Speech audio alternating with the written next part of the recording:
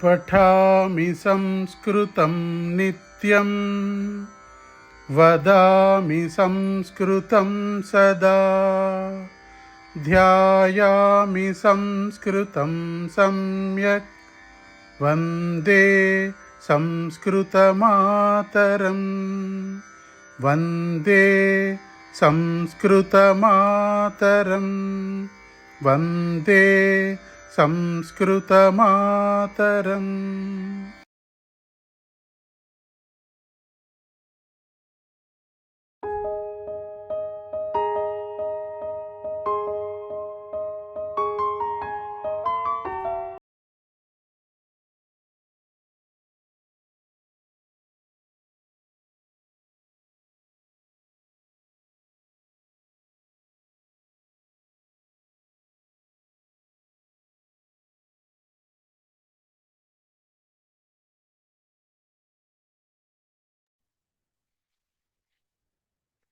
सर्वेभ्यो नमो नमः। स्वागतम। नमस्ते नमस्ते अंडी। नमस्ते नमस्ते नमस्ते नमस्ते नमस्ते नमस्ते नमस्ते महोदय। नमस्ते अंडी। प्रथमं प्रार्थनां कुर्मः। वागर्थाविव सम्पृक्तौ वागर्थप्रतिपत्तये जगतः पितरौ वन्दे पार्वती परमेश्वरौ। ॐ सहनाववतु सहनौ भुनक्तु सह वीर्यं करवावहै तेजस्विनावधीतमस्तु मा विद्विषावहै। ॐ शान्ति शान्ति शान्तिः। येनाक्षरसमाम्नायमधिगम्य महेश्वरात् कृत्स्नं व्याकरणं प्रोक्तं तस्मै पाणिनये नमः। वाक्यकारं वररुचिं भाष्यकारं पतञ्जलिं पाणिनिं सूत्रकारं च प्रणतोऽस्मि मुनित्रयम्। सर्वेभ्यो नमो नमः। स्वागतम्। अद्य कोविदवर्गस्य 12 कक्षा अस्ति। अद्य वयं सप्तमपाठस्य अध्ययनं कुर्मः। సో ఇవాళ కోవిద వర్గం యొక్క 12వ తరగతి మనం 7వ పాఠాన్ని చదువుతాం ఇవాళ. సో మొదటిగా సూక్తి. సూక్తి వచ్చేసి యద్యద్ ఆచరతి శ్రేష్టః తత్తత్ దేవేతరో జనః. యద్యద్ ఆచరతి శ్రేష్టః తత్తత్ ఏవేతరో జనః. సో పద విభాగం చూస్తే మొదటి పదంలో యత్ యత్ ఆచరతి శ్రేష్టః, తర్వాత దాంట్లో తత్ తత్ ఏవ ఇతరః జనః. సో యత్ యత్ ఆచరతి శ్రేష్టః తత్ తత్ ఏవ ఇతరః జనః అంటే ఏదేదైతే శ్రేష్ఠ జనులు ఆచరిస్తారో అదే ఇతర జనులు కూడా ఆచరిస్తారు, మిగతా జనులు కూడా అదే ఆచరిస్తారు అని అర్థం. ఓకే, ఇది భగవద్గీత నుంచి తీసుకున్నటువంటి శ్లోకంలోని 1-2 పాదాలు మాత్రమే, మిగతా శ్లోకం వేరే ఉంటుంది. తర్వాత సమాసాలు, మనం అన్ని సమాసాలు ఇప్పటివరకు చదివాము అన్నీను. వాటి యొక్క సారాంశం మొత్తం కూడా ఇక్కడ ఇవ్వడం జరిగింది, ఏ సమాసంలో ఎలా ఉంటుంది అని. సో మొదటిగా వచ్చేసి అవ్యయీభావ సమాసం. అవ్యయీభావ సమాసం అంటే పూర్వపదం వచ్చేసి అవ్యయం వస్తుంది, సమస్త పదం కూడా అవ్యయమే అవుతుంది. అలాగే సంఖ్యావాచకం వచ్చినప్పుడు పూర్వపదంలో అది ద్విగు సమాసం అవుతుంది. త్రయాణం భువనానాం సమాహారః త్రిభువనం అట్లా వచ్చేది ఏదైతే ఉందో అది ద్విగు సమాసము. తర్వాత చార్ధే సమాసః అని ఇచ్చారు. చార్ధే సమాసః అంటే చ అని మనం ఎక్కడైతే వాడతామో చ అర్ధే, సో అది 2 పదాలు. చ అర్ధే సమాసః అంటే మనకి ద్వంద్వ సమాసంలో చూస్తే కనుక 2 పదాలున్నా 3 ఉన్నా ఎన్నున్నా సరే ప్రతి పదాన్ని మనము చ అనే పదంతో వేరు చేస్తాం. సో రామశ్చ లక్ష్మణశ్చ అట్లా వేరు చేస్తాం కదా, అది ఇతరేతర ద్వంద్వ సమాసం. సో అట్లాగే సమాహార ద్వంద్వంలో మనకి ఒక సమాహారం ఉంటుంది, పాణిపాదం. సో చేతులు కాళ్ళు యొక్క సమాహారం ఏదైతే ఉందో అది పాణిపాదం.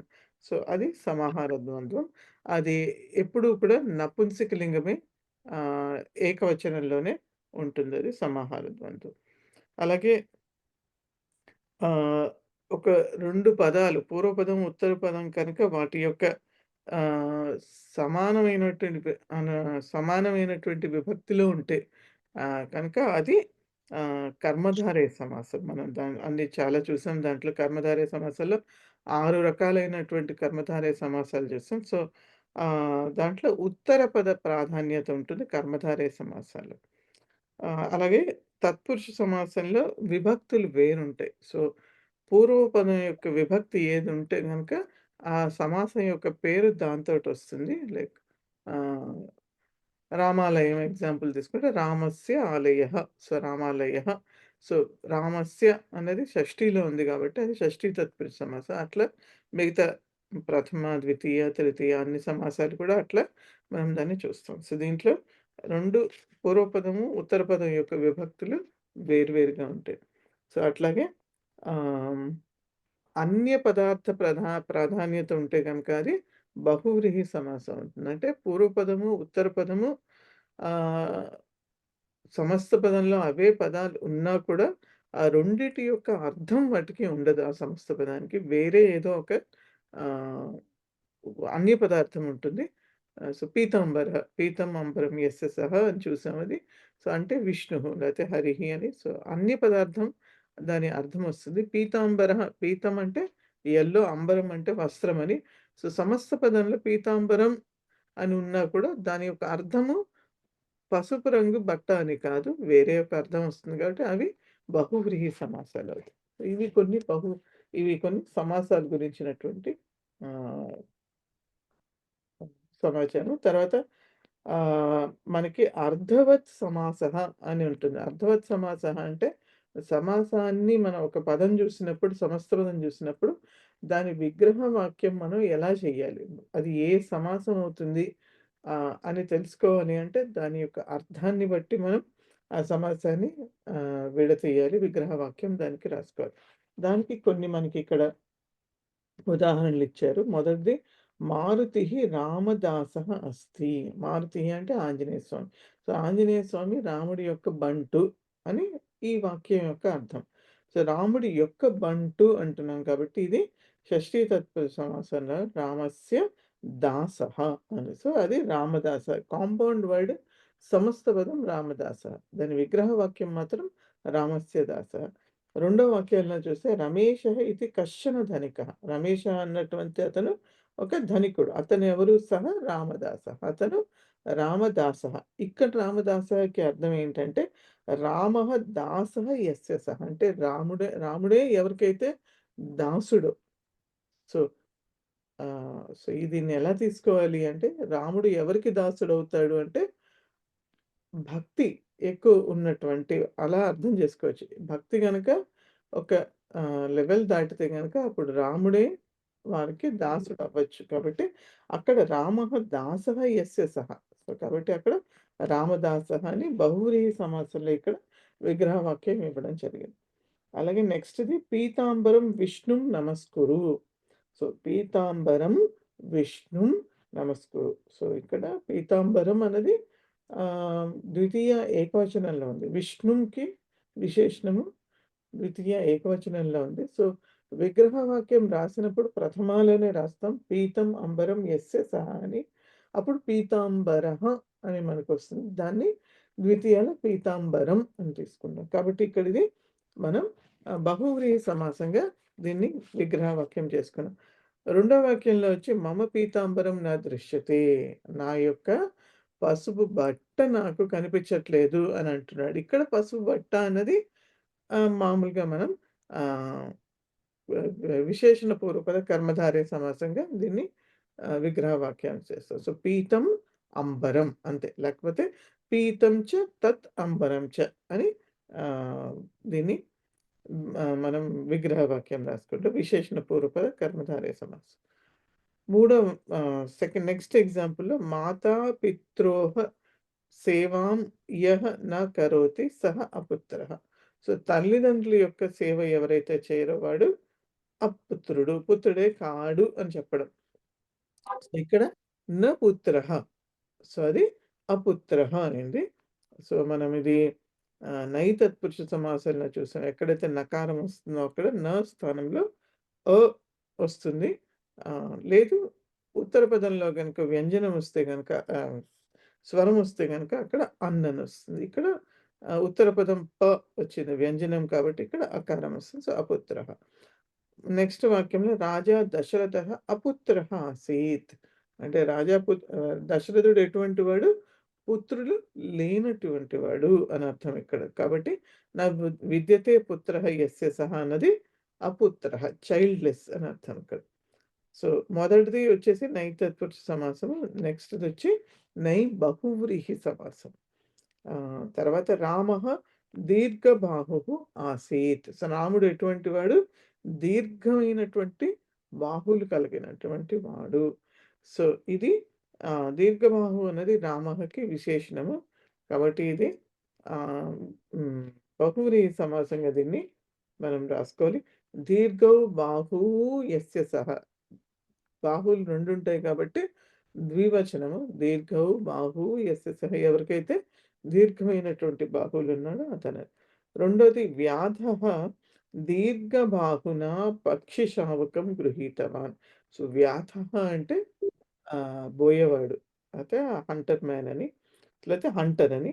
సో, అతను ఏం చేస్తాడు? దీర్ఘబాహున పొడవైనటువంటి చేతులతో పక్షి శావకం అంటే పక్షి యొక్క చిన్న పిల్ల ఏదైతే ఉంటుందో దాన్ని పట్టుకున్నాడు గృహీతవాన్. సో, ఇక్కడ దీర్ఘః బాహుః అని జస్ట్ విశేషణ పూర్వపద కర్మధారయ సమాసంగా దీన్ని చేసుకుంటే దీర్ఘబాహుః వస్తుంది. దాని తృతీయ దీర్ఘబాహున అంటే ఒక దీర్ఘమైనటువంటి చేత్తోటి అతను దాన్ని పట్టుకున్నాడు.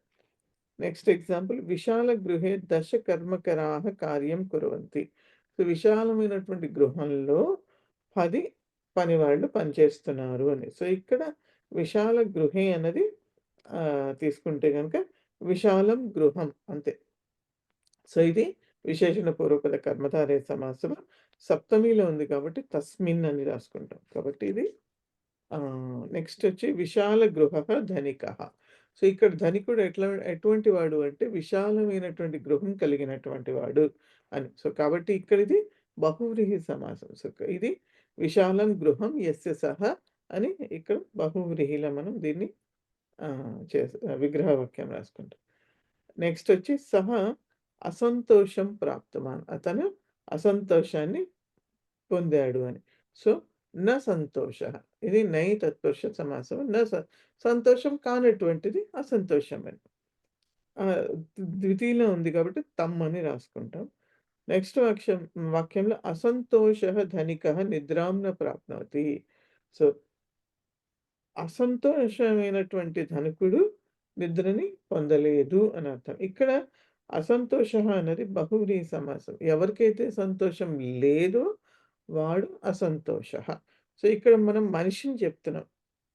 అసంతోషః అని. సో, న విద్యతే సంతోషః యస్య సహ అని రాసుకుంటాం. సో, ఇది బహువ్రీహి సమాసం. ఓకే. సో, ఇక్కడి వరకు ఏమన్నా డౌట్స్ ఉన్నాయండి? ఓకే. సో, లేకపోతే నెక్స్ట్ చూద్దాం అలంకారాలు. మనం ఆల్రెడీ ఒక అలంకారం చేసాం. సో, అలంకారాలు 2 విధాలు. శబ్దాలంకారము, అర్థాలంకారము. శబ్దాలంకారాల్లో మనం 3 చూసాము. చీకానుప్రాస, వృత్తానుప్రాస, యమకమని. అర్థాలంకారంలో మనం ఉపమాలంకారం చూసాం. ఉపమాలంకారం తర్వాత ఉపమాలంకారంలో కూడా పూర్ణ ఉపమ చూసాం. లుప్తోపమ 2 విధాలు చూసాం.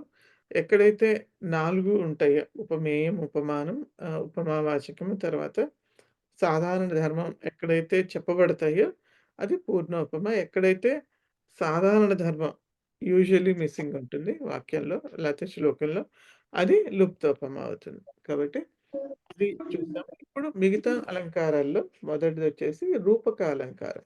ఒక 2 మినిట్స్ ఇవ్వండి. 2 సెకండ్స్ అంతే జస్ట్ స్క్రీన్‌లోకి.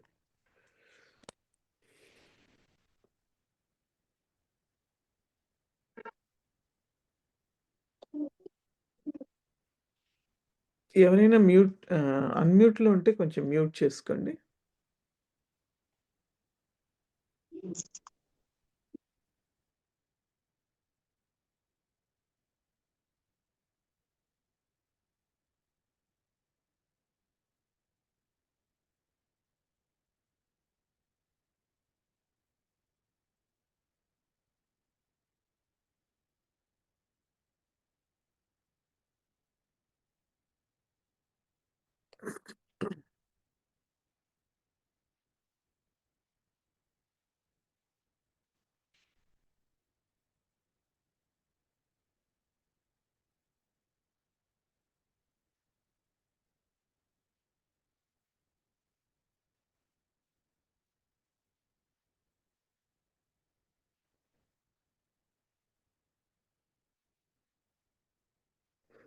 ఓకే.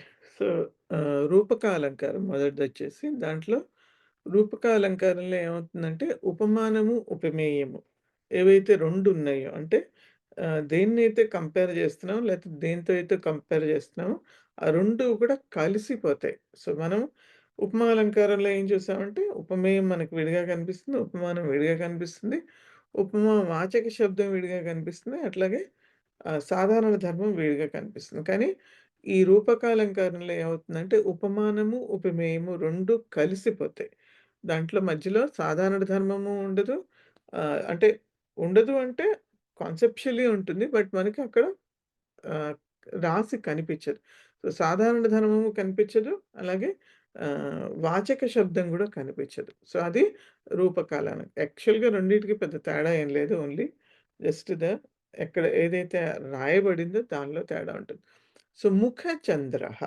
సో, ముఖం ఎలా ఉంది? చంద్రుడిలాగా ఉంది. సో, ముఖము ఉపమేయము, చంద్రః ఉపమానము. 2 కలిసిపోయి ఒకటే పదం అయిపోయాయి. 2 గూడా వేరుగా లేవు. ఒకటేగా ఉంది. అలాగే రాజా పరమేశ్వరః. సో, రాజు ఎలాంటి వాడు? పరమేశ్వరుడు లాంటి వాడు. కాబట్టి రాజు ఆహ్, ఉపమేయము, పరమేశ్వరః అన్నది ఉపమానము. ఈ 2 గూడా కలిసిపోయినాయి. వీటిలో మనకి సాధారణ ధర్మము చెప్పలేదు. ఉపమా వాచకము చెప్పలేదు. కానీ మనకి పదం చూడంగానే, ఉపమానం చూడంగానే దేన్ని అంటే దేనితోటి కంపేర్ చేస్తున్నామో దాని యొక్క సాధారణ ధర్మం అర్థమవుతుంది.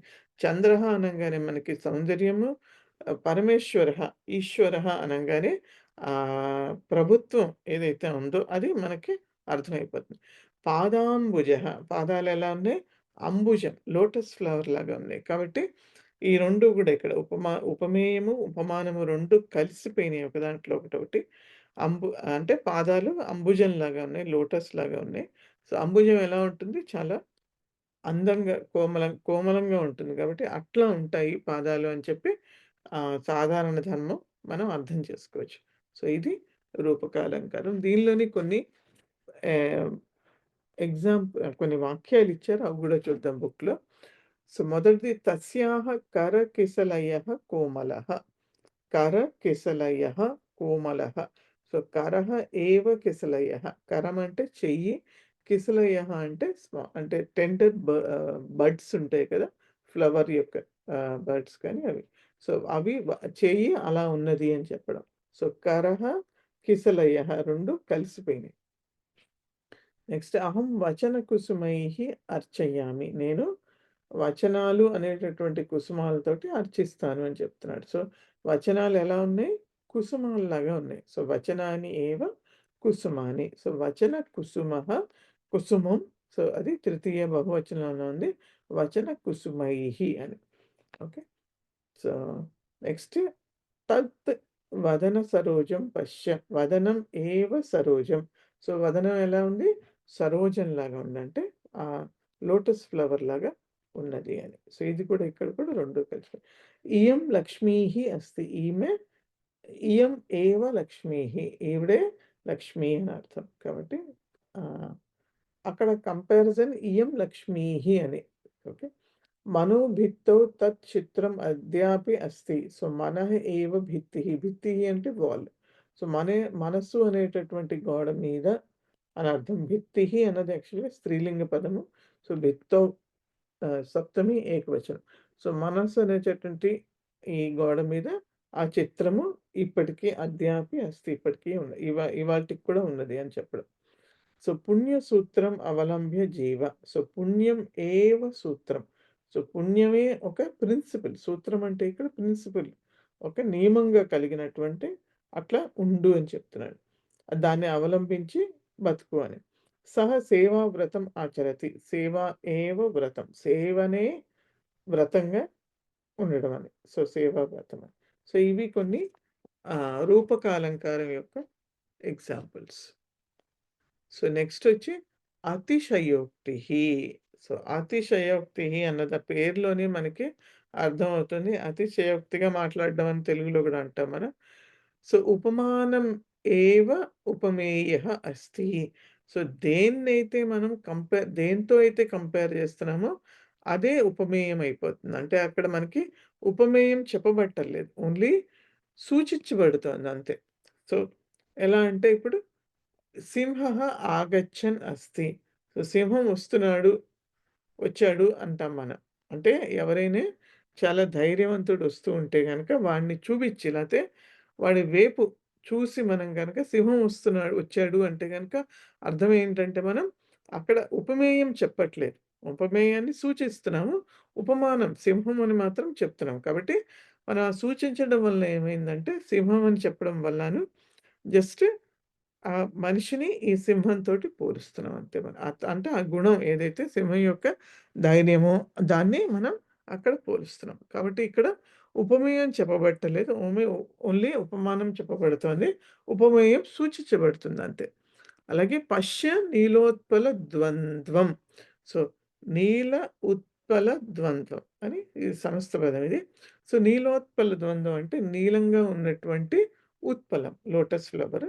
సో, ద్వంద్వం అంటే 2. సో, ఏంటి 2 చూపిస్తున్నాం అంటే 2 కళ్ళని చూపిస్తున్నాం. సో, ఇక్కడ పశ్య చూడు అంటే ఆ కళ్ళు నీలంగా ఉన్నటువంటి ఆహ్, క ఉత్పలంలాగా లోటస్ ఫ్లవర్‌లాగా ఉన్నాయి అని చెప్తున్నాం. సో, కాబట్టి ఇక్కడ మనం ఈ నీలోత్పల ద్వంద్వం అనేది ఉపమానము, ఉపమేయాన్ని సూచిస్తున్నాం అంతే. మనం ఇక్కడ క్లియర్‌గా మెన్షన్ చేయట్లేదు.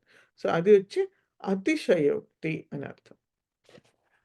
సో, దాంట్లోని కొన్ని ఆహ్, ఇంకొన్ని ఎగ్జాంపుల్స్ చూస్తే గనక తత్ర గజః యాతి. సో, లావుగా ఉన్న వ్యక్తి ఎవరైనా వెళ్తూ ఉంటే అతన్ని చూపించి గజః యాతి అంటే అక్కడ గజం వెళ్తోంది అని చెప్తున్నాం. నిజంగా గజం కాదు అక్కడ లావుగా ఉన్నటువంటి వ్యక్తి. కాబట్టి ఇక్కడ గజః అనేది ఉపమానం అక్కడ. వ్యాఘ్రం మా కౌపయ. సో, ఇక్కడ ఆహ్, ఎవరైనా ఆహ్ బాగా దాన్నేమంటారు? వ్యాఘ్రంలాగా వ్యవహరించేటటువంటి చెడ్డవాడు క్రూయల్ మ్యాన్ ఉంటే గనక అతన్ని మీరు కోపం తెప్పించొద్దు అని చెప్తున్నాడు. వ్యాఘ్రమ్మ కోపయ్య అని. తిమింగిలస్యాస్య తృప్తిః ఏవ నాస్తి. ఇక్కడ తిమింగిలం అంటే ఏంటంటే, ఒక మనిషి ఎవరైతే లంచాలు తీసుకుంటారో, సో, లంచాలు తీసుకునేవాళ్ళు ఎలా ఉంటారు? ఎంత తీసుకున్నా తృప్తి చెందరు వాళ్ళు. సో, వాళ్ళని తిమింగిలంతోటి ఇక్కడ వేలుతోటి కంపేర్ చేయడం జరిగింది. శరోయం భవంతం ఏవ లక్షీకృత్య ప్రయుక్తః. ఇక్కడ శరః అయం. ఇక్కడ ఈ బాణం అన్నది ఏంటి? మాటల యొక్క బాణం. సో, ఆ మాటల యొక్క బాణం నీ వైపే లక్షీకృత్య ప్రయుక్త. నీ వైపే వదలబడింది అని చెప్తున్నారు. కర్ణేన దత్తం ఏతత్. సో, ఇది కర్ణుడి చేత ఇవ్వబడింది అని చెప్తున్నాడు. కాబట్టి నిజంగా కర్ణుడి చేతని కాదు. కర్ణుడి లాంటి గుణం ఉన్నటువంటి ఇంకో వ్యక్తి చేత ఇవ్వబడిందని. సో, ఇక్కడ కర్ణుడు అన్నది ఉపమానం. కాబట్టి ఈ అతిశయోక్తుల్లో మనకి ఉపమానం మాత్రమే చెప్పబడుతుంది. ఉపమేయం చెప్పబడదు. ఇప్పుడు ఎవరి ఇమాజినేషన్ వాళ్ళు అంతే కదా మేడం ఇక్కడ. ఏవండి? దీంట్లో తత్ర గజః యాతి అంటున్నారు. అవునండి. అంటే ఇప్పుడు దీంట్లో వాక్యంలో ఏంటంటే ఎవరో కొంచెం స్టౌట్ మ్యాన్ ని చూపించి చెప్పడం అది బహుశా. అంతేనండి. అంతే. అది ఇమాజినేషన్. ఒక్కొక్కరి అవునండి. అంటే అంటే ఇమాజినేషన్ అని కూడా చెప్పలేం. రియల్‌గా అయితే ఆ ఉపమేయం ఉంది అక్కడ. దాన్ని మనం సూచించి చెప్తున్నాం. జస్ట్ మన వాక్యంలో గాని లేతే ఎక్కడ మెన్షన్ చేయట్లేదు మనం. కానీ సూచిస్తున్నాం మనం. అంతే. ఇమాజినేషన్ కూడా కాదు. అంటే ఒకవేళ ఇమాజినేషన్ అని ఎలా అనుకోవచ్చంటే ఇద్దరు వ్యక్తులు మాట్లాడుకుంటున్నప్పుడు ఇంకో మూడో వ్యక్తి ప్రస్తావనలో ఇప్పుడు అలా గూడా మాట్లాడినప్పుడు అప్పుడు అది సూచించడం. అప్పుడు అది మనం అప్పుడు కూడా ఊహించడం కాదు. అప్పుడు కూడా సూచించడమే. ఇప్పుడు సపోజ్ ఎక్స్ పర్సన్ గురించి మనం మాట్లాడుతున్నాం అనుకోండి ఇప్పుడు. ఇప్పుడు ఆ ఎక్స్ పర్సన్ హ్మ్. తిమింగలం అన్నాం అనుకోండి. సో, మనం ఓకే. మెన్షన్ చేయకపోయినా ఆ సందర్భంలో ఎక్స్ పర్సన్ గురించి మాట్లాడుతున్నాం కాబట్టి, అక్కడ మనం ఎక్స్ పర్సన్‌ని సూచిస్తున్నాం. ఊహించట్లేదు. ఇప్పుడు ఊహ అంటే హ్మ్. ఎవరికి ఇప్పుడు ఇద్దరు, ముగ్గురు మాట్లాడుకుంటున్నప్పుడు ఊహ అంటే నేనొకలాగా ఊహించొచ్చు, మీరొకలాగా ఊహించొచ్చు, అదే. ఇంకోళ్ళు ఇంకో సో, ఊహ కాదండి ఇది. హ్మ్. ఓన్లీ సూచించడం మాత్రమే. ఎగ్జాక్ట్ ఉన్నారు ఆ హ్మ్. పర్సన్ అక్కడ చుట్టుపక్కల హ్మ్. ఉండడమో, లేకపోతే ఆ డిస్కషన్‌లో ఆ పర్సన్ యొక్క మెన్షన్ చేయడమో, ఆ సందర్భంలో ఆ పర్సన్ గురించి మాట్లాడుతున్నప్పుడు చెప్పినా కూడా అది సూచించడమే. ఊహించడం లేదండి. మహోదయ. సరే. Thank you madam.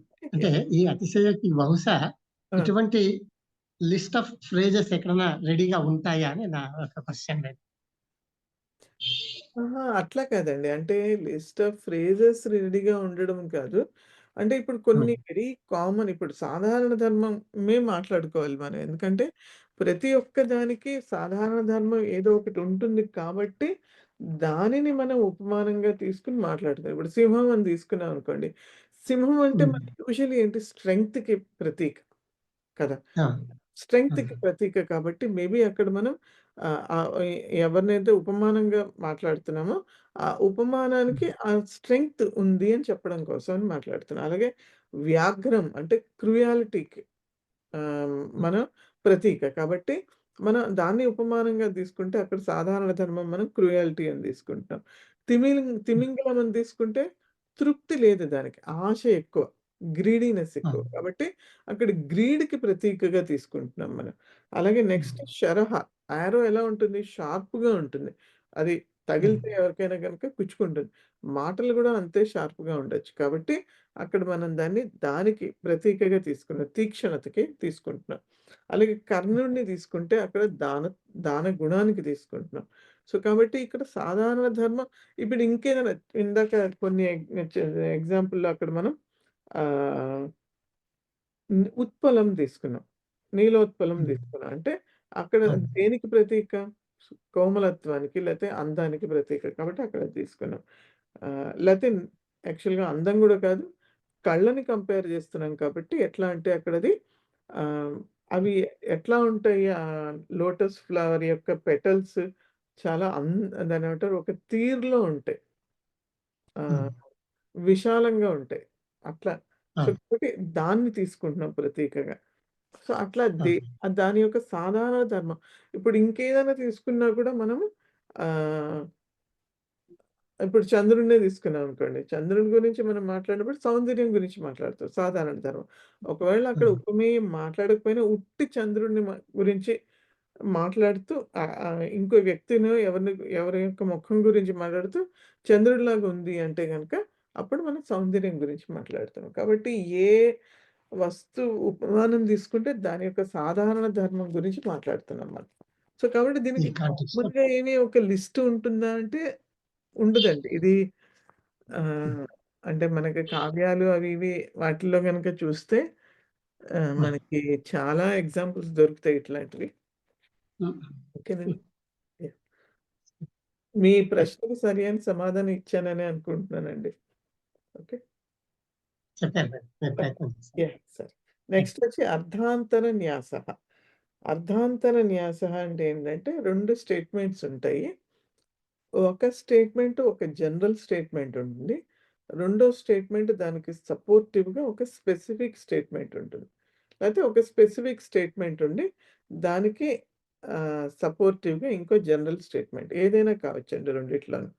సో, కాబట్టి ఎగ్జాంపుల్ చూస్తే హనుమాన్ అబ్దిం అతరత్ అనుంది. సో హనుమాన్ అబ్దిం అతరత్ దుష్కరం కిం మహాత్మానాం. సో, 2 స్టేట్మెంట్స్ ఉన్నాయి. ఒకటి హనుమంతుడు అంటే ఒక స్పెసిఫిక్ స్టేట్మెంట్. ఎలా అంటే హనుమాన్ అబ్దిం అతరత్ హనుమంతుడు సముద్రాన్ని దాటాడు అని చెప్పడం. అది ఒక స్పెసిఫిక్ స్టేట్మెంట్. కానీ ఇక్కడ ఒక జనరల్ స్టేట్మెంట్ ఏంటి, దానికి సపోర్టివ్‌గా ఏంటంటే, దుష్కరం కిం మహాత్మానం. మహాత్ములకి కష్టతరమైనటువంటిది ఏంటి? ఏమీ లేదు అని ఈ మొదటి స్టేట్మెంట్‌ని రెండో స్టేట్మెంట్ సపోర్ట్ చేస్తుంది. సో, ఇట్లా ఉంటాయి అర్థాంత విన్యాసాలు. సో, అలాగే ఇంకొక ఎగ్జాంపుల్ గూడా ఇచ్చారు మీకు కింద. గుణవజ్జన సంసర్గాత్ యాతి నీచోపి గౌరవం పుష్పమాలానుషంగేన సూత్రం శిరసి ధార్యతే. అంటే గుణవత్ యాక్చువల్‌గా విడదీస్తే గనుక గుణవత్ జన సంసర్గాత్, బట్ అది ఒకటే హ్మ్.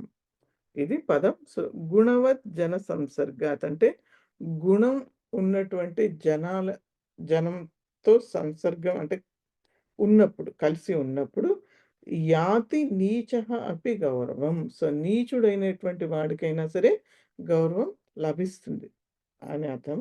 నెక్స్ట్ సో, అది ఒక స్టేట్మెంట్. దానికి సపోర్టివ్‌గా కింద ఇచ్చినటువంటి పుష్పమాలానుషంగేన సూత్రం శిరసి ధార్యతే.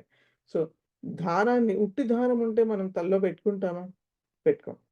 సో, అది ఆ దారంతో గనక పూలు కడితే గనక, ఆ పూల దండను మనం పెట్టుకుంటాం కదా! కాబట్టి ఆ దారంకి విలువ మామూలుగా సామాన్యంగా ఏమీ లేకపోయినా ఆ సందర్భంలో, సో, ఆ సందర్భంలో దారానికి ఎటువంటి విలువ లేకపోయినా సరే పూలతో కట్టబడ్డం వల్ల దాన్ని మనం తలలో పెట్టుకుంటాం. సో, అది ఒక స్టేట్మెంట్ ఇంకో స్టేట్మెంట్‌ని సపోర్ట్ చేస్తుంది. వాక్యాలు చూస్తే గనుక అగస్త్యః సముద్రం అపిబత్ కిం అసాధ్యం మహాత్మనం. సో, ఇది ఈ స్టేట్మెంట్ లాగానే. అగస్త్యుడు సముద్రాన్ని తాగేసాడు మొత్తంగా. సో, కిం అసాధ్యం మహాత్మానం. మహాత్ములకి ఏది అసాధ్యము, ఏది కాదు అని చెప్పాడు. భ్రష్టః సహ ఆరక్షకైః గృహీతః లవణం పీతవాన్ జలం పిబేత్ ఏవ. సో, భ్రష్టుడైనటువంటి వాడు ఆరక్షకుల చేత గ్రహింపబడ్డాడు అని. సో, అది ఒక స్టేట్మెంట్ ఇచ్చి ల్ జ స్పెసిఫిక్ స్టేట్మెంట్ ఇచ్చి లవణం పీతవాన్ జలం పిబేత్ అంటే ఉప్పు తిన్నవాడు నీళ్ళు తాగక తప్పదు కదా! అంటే తప్పు చేసిన వాడు పట్టుబడక తప్పదు కదా! అని చెప్పడం అన్నమాట అక్కడ. అలాగే జనకః అష్టావక్రం సత్కృతవాన్ మహాత్మనః ఖలు గుణగ్రాహిణః. అంటే జనకుడు అష్టావక్రుడిని సత్కరించాడు. సో, అది ఒక స్పెసిఫిక్ స్టేట్మెంట్. జనరల్‌గా ఏంటి, మహాత్మానః ఖలు గుణగ్రాహిణః అంటే మహాత్ములే కదా అవతల వారి యొక్క వాళ్ళలో ఉన్నటువంటి గుణాల్ని గ్రహించేవాడు. అంటే అవతల వాళ్ళలో ఉన్నటువంటి గుణాన్ని గ్రహించి సత్కరించడం అనేటువంటిది ఎవరికి చెల్లుతుంది? మహాత్ములకి మాత్రమే చెల్లుతుంది అని చెప్పాడు. బహునామప్యసారాణం సంహతిః కార్యసాధికా తృణైర్ ఆరభ్యతే రజ్జుః తయా నాగోపి బధ్యతే. సో, బహూనాం అపి అసారాణం సంహతిః కార్యసాధిక అంటే చాలామంది బలహీనులైనటువంటి వారు కలిస్తే గనక ఏ పనినైనా సాధించొచ్చు అని. తృణైః ఆరభ్యతే రజ్జుః తయా నాగః అపి బధ్యతే. ఇక్కడ నాగః అంటే పాము అని కాదు. ఇక్కడ నాగః అంటే గజము అని అర్థము. సో, తృణైః ఆరభ్యతే రజ్జుః. తృణం అంటే గడ్డితోటి చేయబడినటువంటి ఏదైతే రజ్జుః అంటే తాడు ఉన్నదో, అంటే తృణం ఒక్కటిగా వాడితే ఏమవుతుంది, మనం ఏనుగుని కట్టగలమా? కట్టలేం. అదే తృణాన్ని ఒక తాడుగా మార్చి కలిపి ఒక తాడులాగా చేస్తే గనక దాంతోటి ఏమవుతుంది, ఒక గజాన్నైనా సరే కట్టి పడేయొచ్చు అని అర్థం. సో, ఒకటి జనరల్ స్టేట్మెంట్, ఒకటి స్పెసిఫిక్. నిధి ప్రాప్త్య నిర్ధనః ధనికः అభూత్ దైవం అనుకూలం చేత్ కిం న సాధ్యతే. సో, నిధిని సంపాదించుకుని నిర్ధనుడు ధనికుడు అయ్యాడు. దైవం అనుకూలం చేత్ అంటే దేవుడు గనక అనుకూలిస్తే, లేకపోతే దేవుడు గనక వరం ఇస్తే ఏది సాధ్యం కాదు, ఏదైనా సాధ్యమే అని చెప్తారు. ఇవి కొన్ని అర్ధాన్యాస వాక్యాలు. మహోదయ, నాగ అంటే ఏనుగు అని కూడా అర్థం ఉందా? అవునండి. నాగః అంటే ఏనుగు అని కూడా. నాగః అంటే పాము అని కూడా. 2 కూడా అర్థం. ఇంకా ఉన్నాయండి అర్థాలు. ఓ- సో, శ్లేషాలంకారః. శ్లేషాలంకారः అంటే ఏంటంటే ఆహ్, ఏదైనా కావ్యంలో కానీ, వాక్యంలో గానీ ఎక్కడైనా సరే ఆహ్, ఒక పదం ఉంటుంది. ఆ పదానికి ఒక అర్థంతోటి ఆ వాక్యం యొక్క లేతే ఆ శ్లోకం యొక్క అర్థం పూర్తిగా మారిపోతుంది. ఇంకో అర్థం ఉంటుంది. దాంతోటి కూడా వేరే అర్థం వస్తుంది. సో, అది శ్లేష చెప్పడం అంటారు. అంటే ఒకే పదం వాడుతున్నాం మనం. కానీ దానికి వేరే వేరే అర్థాలొస్తాయన్నమాట. సో, ఎలా అయితే ఇక్కడ కాదంబరి రస రసజ్ఞానాం ఆహారోపి న రోచతే. కాదంబరి రసజ్ఞానాం ఆహారః అపి న రోచతే. సో, కాదంబరి అంటే ఒక అర్థం ఏంటంటే బాణుడు రాసించినటువంటి కాదంబరి గద్య కావ్యం అది. గద్యం అంటే మామూలు ప్రోజ్ లో ఉంటుందది. సో, అది. సో, అది కాదంబరి రసజ్ఞానం అంటే కాదంబరి అనేటటువంటి ఏదైతే బాణుడి యొక్క కావ్యం ఉందో అది ఆహ్, దాన్నేమంటే దానిలో రుచి ఉన్నవాడికి ఆహారః అపి న రోచతే. ఆహారం కూడా రుచించదు. అంటే అంత అది మనోహరంగా ఉంటుంది. అది చదువుతుంటే ఇంకేమి ఆకలి దప్పులు ఉండవంటారు కదా! అట్లా అన్నమాట. సో, కాబట్టి ఆకలి అన్నటువంటిది ఉండదు అని. సో, ఇంకొక అర్థం ఏంటంటే కాదంబరికి ఆహ్, మద్యపానము అని కూడా అర్థము. సో, మద్యపానము రుచి తెలిసినటువంటి వాడికి ఆహారం గూడా రుచించదు అని అర్థం. సో, 2 మీనింగ్‌లొస్తాయి. దాన్ని శ్లేష అంటారు. శ్లేషాలంకారం అంటారు. సో, రెండో వాక్యం వచ్చి మాఘే మేఘే గతం వయః. సో, ఇది ఒక దృష్టితో చూస్తే ఒక అర్థం వస్తుంది. ఇంకో దృష్టితో చూస్తే ఇంకో అర్థం వస్తుంది. సో, ఇక్కడ మాఘః అన్నది ఏంటంటే ఒకటి మాఘ మాసం అని అర్థము. ఇంకోటి మాఘు మాఘుడు రాసినటువంటి కావ్యం అని అర్థం. ఇంకోటి ఆహ్, మేఘః అంటే మేఘము అని అర్థము. ఇంకోటి మేఘదూతం. కాళిదాసు రాసినటువంటి మేఘదూతం అనేటటువంటిది ఒక అర్థం. వయః అంటే ఒక అర్థము ఆహ్, పక్షి అని అర్థము. ఇంకొక అర్థము వయః అంటే వయస్ అని ఉంది కదా! సకారాంతం. అది వయస్సు అంటే లైఫ్ స్పాన్ అని అర్థం. సో, రెండిటికి మీనింగ్స్ ఏంటి అని చూస్తే గనక ఒక వాక్యం వచ్చేసి మనకి ఫస్ట్‌ది ఆహ్, ఎప్పుడైతే మనం వయః అన్నదానికి బర్డ్ అని తీసుకుంటామో అప్పుడు అర్థం ఏంటంటే ఆహ్, ఆ పక్షి మాఘమాసంలో మేఘంలో వెళ్తోంది అని అర్థం. సో, కాబట్టి ఫస్ట్ వయః బర్డ్. ఇక్కడ మేఘే అంటే మేఘంలో, మాఘే అంటే మాఘమాసంలో. సో, మాఘే, మేఘే 2 కూడా సప్తమిలో ఉన్నాయి. సో, వాటికి అర్థం అది. రెండో అర్థం వయః అని ఇక్కడ వయస్సు అని తీసుకుంటే గనుక ఏంటి అర్థం అంటే, మాఘే అంటే మాఘుడు రాసినటువంటి కావ్యంలో శిశుపాల వధము. అలాగే మేఘే అంటే కాళిదాసు రాసినటువంటి మేఘదూతంలో కనుక ఆహ్, అందులో నిమగ్నం అయిపోతే గనక వయస్సు తెలియదు అనర్థం. వయస్సు అయిపోతుంది అని అర్థం అన్నమాట. సో, అది 2 అర్థాలొస్తాయి. నెక్స్ట్ వాక్యము సర్వదో మాధవః రక్షతు. ఇక్కడ సర్వదో అన్నది సర్వదః అని తీసుకోవచ్చు. లేతే సర్వదా అని కూడా తీసుకోవచ్చు. సంధిలోతే ఇక్కడ. సో, సర్వదా అని చేసినప్పుడు దాన్ని మాధవః అవుతుంది. సో, దాన్ని సర్వదో మాధవః అని స్ప్లిట్ చేస్తే సర్వదా మాధవః అవుతుంది. సో, దాని అర్థం ఏంటంటే ఆహ్, మాధవః అంటే ఆహ్, లార్డ్ ఆఫ్ ఉమా శివుడు అని అర్థము. సో, శివుడు ఎప్పుడు కూడా రక్షిస్తూ ఉండాలని. ఇంకోటి సర్వదః మాధవః. ఇక్కడ మాధవః అంటే అర్థము కృష్ణుడు లేతే విష్ణువు అని అర్థం. సో, సర్వదః మాధవః. మాధవః అంటే అర్థం ఏంటంటే మా అంటే లక్ష్మీదేవి. లక్ష్మీదేవి అయినటువంటి ఆమె యొక్క భర్త అయినటువంటి విష్ణువు అని అర్థం. కాబట్టి సర్వదః మాధవ అంటే అక్కడ విష్ణువు రక్షించుగాక అని అర్థం. నెక్స్ట్ రాజా మృదులైః కరైః జనానాం హృదయం హరతి. సో, రాజా అన్నదానికి చాలా అర్థాలున్నాయి. ఒక మనకి బాగా పాపులర్‌గా తెలిసినటువంటి అర్థం రాజు, అధిపః అని అర్థము. సో, రాజా అని అర్థం. ఇంకోటి రాజా అంటే చంద్రః అని కూడా అర్థం ఉంది. కాబట్టి అది ఒక రాజుకి 2 మీనింగ్స్. మృదులైః కరైః అని అర్థం ఏంటంటే 2 అర్థాలు. ఇప్పుడు రాజుని గనక రాజు అని మన అధిపః అని తీసుకుంటే గనక మృదులైః కరైః అంటే కరహ అంటే 2 అర్థాలున్నాయి అక్కడ. ఒకటి చెయ్యి అని అర్థము. లేతే రేస్ అని గూడా అర్థము. లేతే ఇంకోటి కరహ అంటే ఆహ్, ఆయకర విభాగః అని మనం వినే ఉంటాం. సో, ఆయకరః అంటే కరహ అంటే టాక్సెస్ అని అర్థం.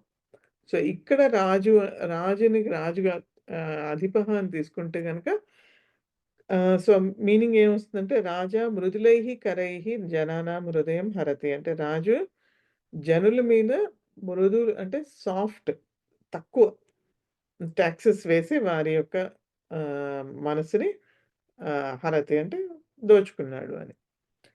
ఇప్పుడు రాజా అన్నది చంద్రః అని తీసుకుంటే గనక ఇక్కడ చంద్రుడు ఏం చేస్తున్నాడు?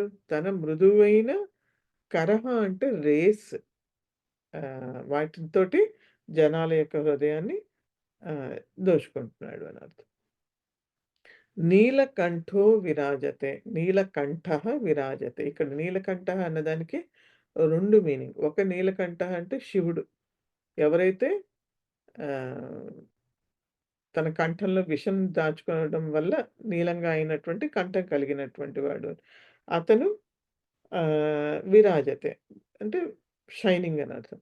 సో, అక్కడ శివుడు అని అర్థము. రెండో వాక్యంలో నీలకంఠః అంటే ఎవరి కంఠమైతే నీలంగా ఉందో. సో, ష మయూరం అంటే నెమలి యొక్క కంఠం కూడా నీలంగా ఉంటుంది కాబట్టి అది కూడా నీలకంఠః.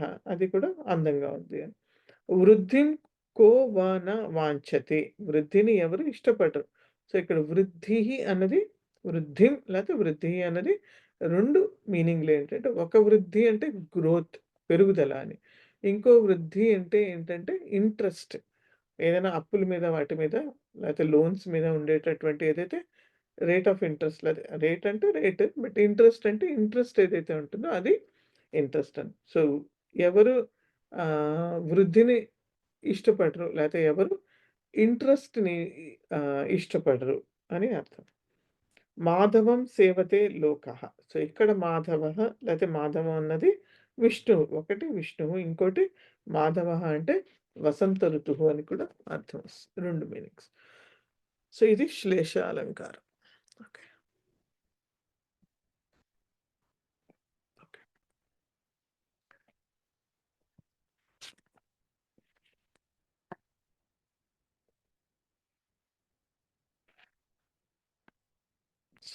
క్లియరా అండి? ఈ అలంకారాల మూలంగానే సంస్కృతానికి అంత అందం వచ్చిందండి. అవునండి. ఏ భాషకైనా అండి. మన భారతీయ భాషలన్నీ గూడా సంస్కృతం నుంచే వచ్చాయి కాబట్టి, ఇప్పుడు తెలుగులో తీసుకున్నా అది ఇంకా మిగతా ఇప్పుడు బెంగాలీ కానీ ఇవన్నీ కూడా లిటరేచర్ పరంగా ఆహ్, చాలా ఎక్కువ లిటరేచర్ ఉంటుంది వీటిలో. మిగతా భాషల కానీ గురించి ఇంత ఈ శ్లేషాలంకారం సంస్కృతంలో కనిపించినంతగా అంత బాగా మిగిలిన భాషల్లో చెప్పలేరండి. అంటే నాకు తెలీదు.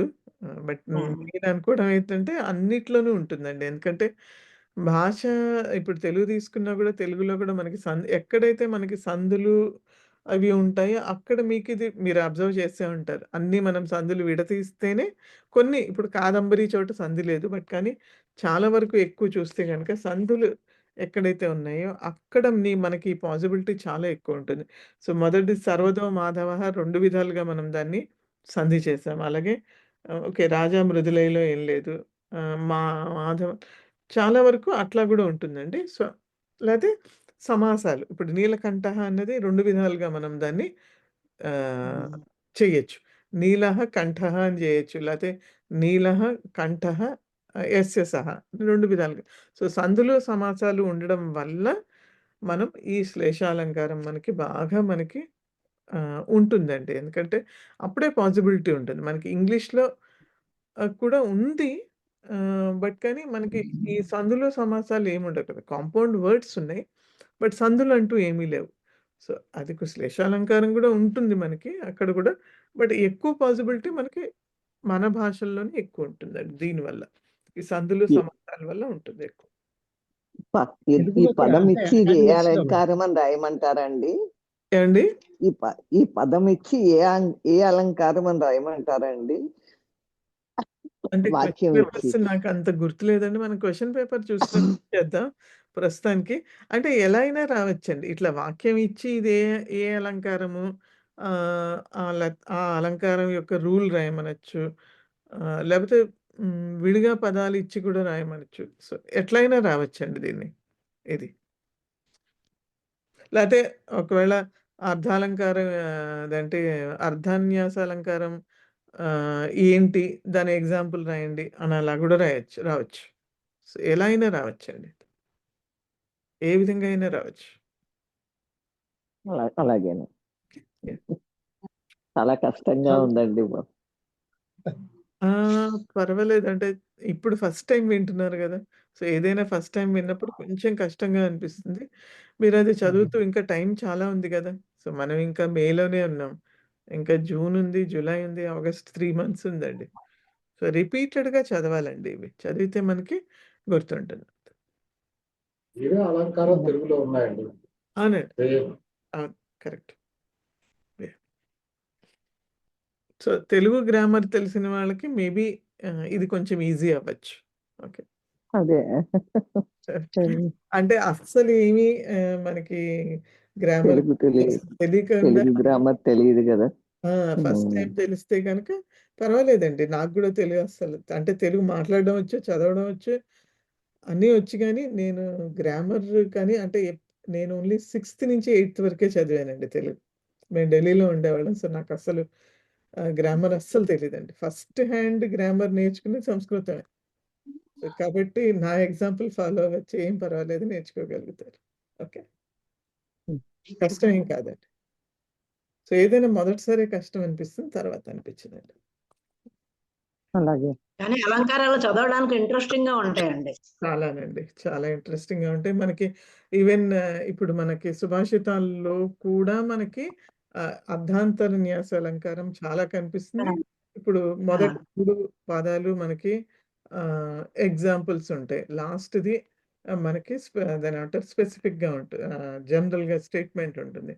అట్లా రివర్స్ లాంటివి ఇప్పుడు కొన్ని మనకి సజ్జనుల గురించొచ్చినప్పుడు, అట్లా కొన్నొచ్చినప్పుడు మనకి గుర్తుంటే గనక వాటిలో అలాగే ఉంటుంది.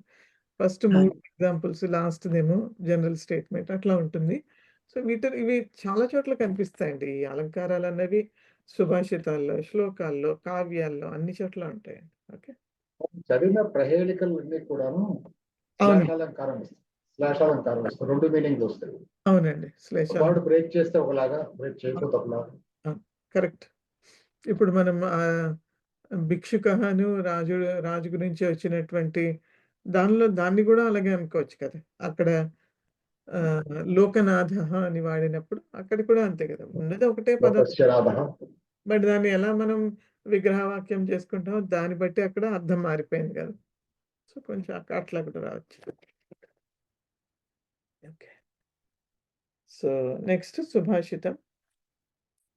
సుభాషితంలో ఇది దూరీకరోతి దురితం విమలీకరోతి చేతశ్చిరంతనమఘం చులికీకరోతి భూతేషు కించ కరుణాం బహుళీకరోతి సత్సంగతి కథయ కిం న కరోతి పుంసాం. ఇప్పుడే మాట్లాడుకున్నాం కదా! సో, అదే ఇది.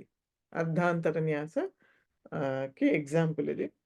సో, ఇంకొకసారి దూరీకరోతి దురితం విమలీకరోతి చేతశ్చింతనమఘం చులికీకరోతి భూతేషు కించ కరుణాం బహుళీకరోతి సత్సంగతి కథయ కిం న కరోతి పుంసాం. సో, ఇప్పుడు నేను పద విభాగం చేసి 2 పదాలుగా చదువుతాను. అప్పుడు మీకు అర్థమవుతుందది. దాన్ని అలాగే గుర్తుపెట్టుకుంటే ఈజీ. దూరీకరోతి దురితం విమలీకరోతి చేతః చిరంతనమఘం చులికీకరోతి భూతేషు కించ కరుణాం బహుళీకరోతి సత్సంగతి కథయా కిం న కరోతి పుంసాం. సో, సత్సంగతి కథయా కిం న కరోతి పుంసాం అన్నది ఒక జనరల్ స్టేట్మెంట్ అది. అంటే సత్సంగతి జనాలకి ఏం చెయ్యదు అని అర్థం యాక్చువల్‌గా. సో, పుంసాం అనేది షష్ఠి బహువచనం. పున్స్ అనే శబ్దానికి పుంసాం అనేది షష్ఠి బహువచనం. సో, జనులకి సత్సంగతి ఏమి చెయ్యదు చెప్పు అని అడుగుతున్నాడు. సో, ఇది చేస్తుంది అని డైరెక్ట్‌గా చెప్పకుండా ఏం చేస్తుందో నువ్వే ఆలోచించు అని పైన ఎగ్జాంపుల్స్ ఇస్తున్నాడు. సో, ఏంటది? దూరీకరోతి దురితం. సో, దురితం అంటే పాప కృత్యాన్ని దూరం చేస్తుంది అని అర్థం. అలాగే విమలీకరోతి చేతః.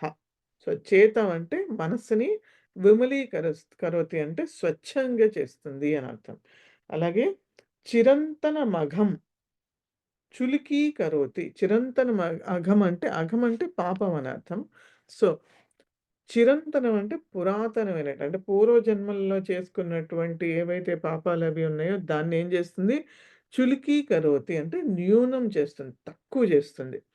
భూతేషు కిం చ కరుణాం బహుళీకర. భూతేషు అంటే ప్రాణులలో అని అర్థం. ప్రాణులలో కరుణాం బహుళీకరోతి. అవి ఎక్కువ చేస్తుంది. బహుళీకరోతి అంటే ఎక్కువ చేయడాన్ని బహుళీకరోతి. సో, సత్సంగతి ఉంటే గనక జనాలకి ఇవన్నీ కూడా సిద్ధిస్తాయి. ఇవి చేస్తుంది అని చెప్తున్నాడు. సో, అన్వయం చూస్తే గనక సత్సంగతి దురితం దూరీకరోతి అంటే చేసినటువంటి పాప కార్యాన్ని దూరం చేస్తుంది. చేతః విమలీకరోతి మనసుని స్వచ్ఛం చేస్తుంది. చిరంతనం అఘం చులికీకరోతి పూర్వజన్మలలో చేసుకున్నటువంటి ఏవైతే పాపాలున్నాయో ఎప్పటినుంచో వస్తున్నటువంటి పాపాల్ని చులికీకరోతి తక్కువ చేస్తుంది. న్యూనీకరోతి. అలాగే భూతేషు కరుణాం బహుళీకరోతి. భూతాలు అంటే ప్రాణులలో దయాగుణాన్ని కరుణని ఎక్కువ పెంపొందిస్తుంది, ఎక్కువ చేస్తుంది. కథయ నువ్వే చెప్పు అంటున్నాడు. సత్సంగతి పుంసాం కిం న కరోతి. సత్సంగతి పురుషులకి జనాలకి ఏం చెయ్యదు అని. ఓకే, తాత్పర్యం వచ్చేసి లోకే సర్వేషాం జనానాం స్నేహితాః భవంతి ఏవ. సో, లోకంలో జనాలు స్నేహంగానే ఉంటారు అని. తేషు స్నేహితేషు సజ్జనానాం సంఖ్యాతు న్యూనా ఏవ. అందులో సజ్జనులు అన్నటువంటి వారి యొక్క సంఖ్య చాలా తక్కువ ఉన్నది. యతః స్వార్థపరాః ఏవ అధికాః సంతి లోకంలో స్వార్థపరులే ఎక్కువగా ఉన్నారు. తథాపి అస్మాభిః సజ్జనానాం సహవాసః ఏవ కరణీయః. అయినా సరే మనం సజ్జనులతోటే సహవాసం చెయ్యాలి. ఇది వదన్ ఇది చెప్తూ సుభాషితకారుడు ఏం చేస్తున్నాడు? తత్ర కారణమపి వదతి. అక్కడ కారణం కూడా చెప్తున్నాడు.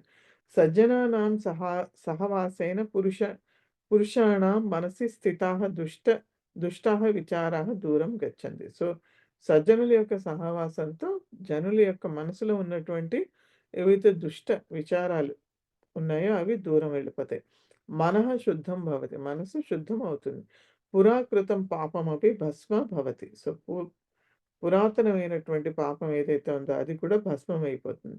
అపిచ ప్రాణినాం విషయ దయ అధిక భవతి. అది కాకుండా ప్రాణుల యందు లేకపోతే ప్రాణుల యొక్క విషయంలో దయ అధికమవుతుంది. అతః సజ్జనానాం స్నేహః మనుష్యాణం కిం వా న కరోతి. ఏం చేయకుండా ఉంటుంది వాళ్ళ యొక్క సత్సంగతి. అర్థాత్ సర్వ విధాని మంగళాని అపి జనయతి. అన్ని విధాలైనటువంటి మంగళాన్ని అది చేకూరుస్తుంది. ఓకే, సో తర్వాత నెక్స్ట్ సుభాషితం.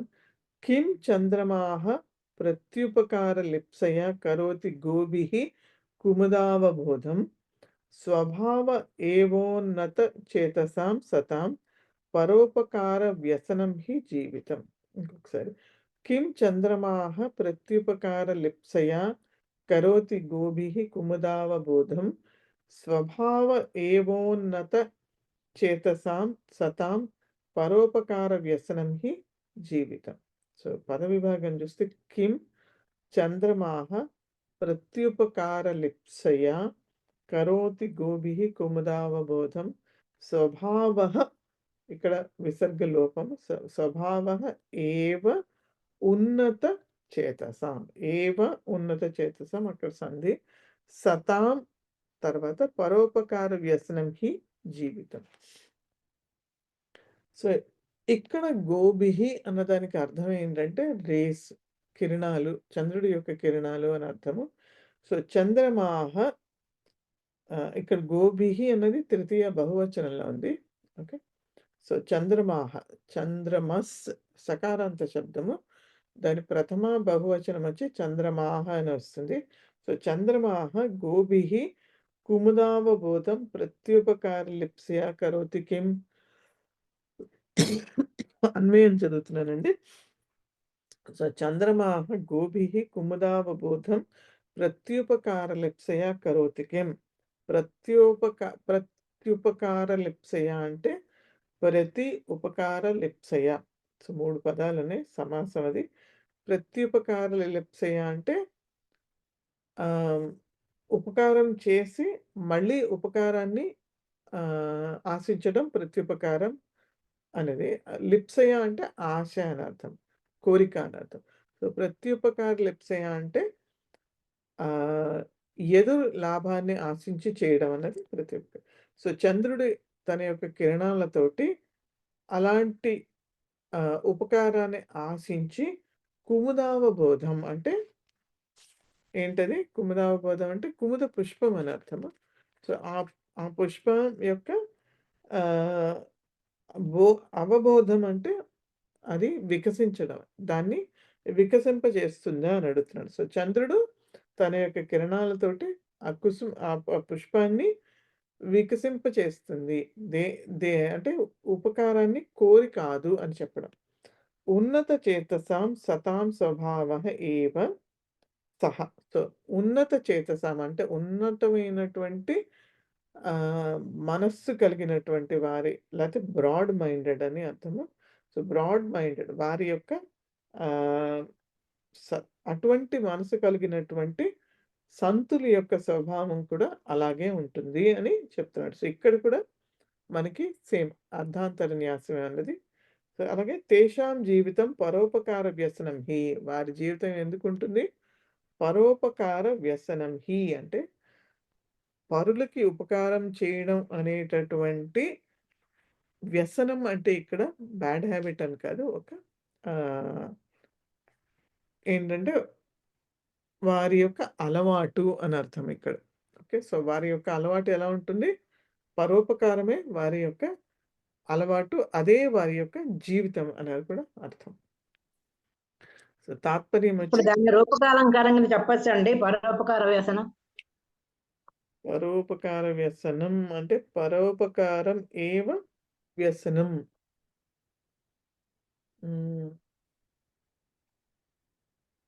అంటే దాన్ని రెండు దేనితోటి కంపేర్ చేస్తాం ఇక్కడ? సాధారణ ధర్మం ఏంటి?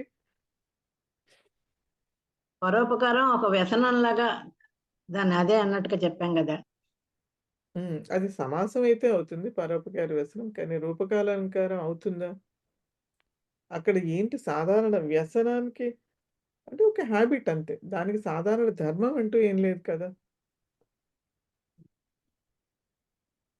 అరుణ గారు, సాధారణ ధర్మం ఏం లేదు కదా. ఓకే. సో, దేనితోటి కంపేర్ చేయట్లేదు. జస్ట్ ఓన్లీ అదేనంటారు పరోపకార ఏవ వ్యసనం అంతే. పరోపకారమే వ్యసనంగా కలగడం అంతే.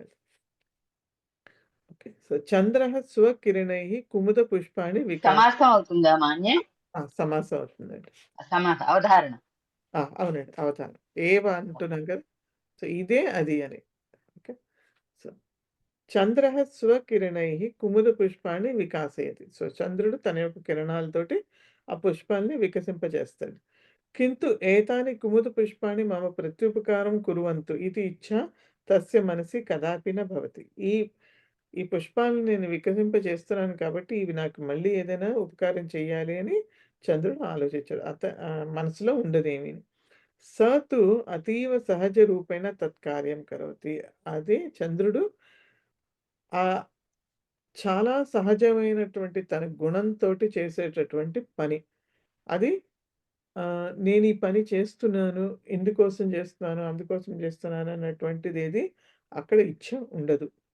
ఏతాదృశః పరోపకారః ఉదార చిత్తానాం మహాత్మానాం స్వభావః ఏవ భవతి. ఇటువంటి పరోపకారమైనటువంటి భావం ఏదైతే ఉందో అది ఉత్తమమైనటువంటి మనుషులలో వాళ్ళలో ఉంటుంది. వారి యొక్క స్వభావం అది. వారు నేను వీరికి సహాయం చేస్తున్నాను, నేను వారికి చేస్తున్నాను, నేనలా అని అసలు వాళ్ళకి అట్లా ఉండదు. వాళ్ళ స్వభావమే పరోపకారం చేయడం అనేటటువంటిది ఉంటుంది వాళ్ళకి. పరోపకార రూపం వ్యసనం సర్వదా తేషాం జీవనే భవతి. సో, పరోపకారం అనేటటువంటి ఆ అలవాటు, ఆ వ్యసనం వారి జీవిత భాగంగా ఉంటుంది. వారి జీవితమే అది అంతే. దానికి అంటే వాళ్ళ జీవితానికి ఈ పరోపకారం అనేటటువంటి వ్యసనానికి ఏమీ తేడా లేదు. 2 మెర్జ్ అయిపోయినట్టే లెక్క. ఓకే. కస్మాచ్చిత్ అపి ప్రత్యుపకారస్య నిరీక్షాం అకృత్వ ఏవ అంటే ఎప్పటికి కస్మాత్ చిత్ అది. ఓకే. కస్మాచ్చిత్ అపి ఎప్పటికీ కూడా వారు ప్రత్యుపకారస్య నిరీక్షాం అకృత్వ. సో, ప్రత్యుపకారం మనం ఈ సహాయం చేశాం కాబట్టి మనకి ప్రత్యుపకారం వస్తుంది అని ఆ నిరీక్ష లేకుండా, అకృత్వ అంటే లేకుండా, చెయ్యకుండా అని అర్థం.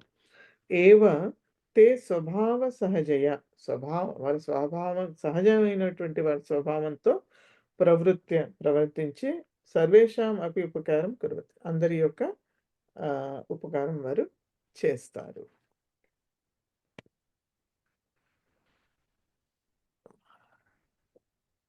అవగతం వా? ఓకే. Yes. ఓకే. ఒక 2 మినిట్స్ బ్రేక్ తీసుకుంటున్నా అండి. వస్తాను.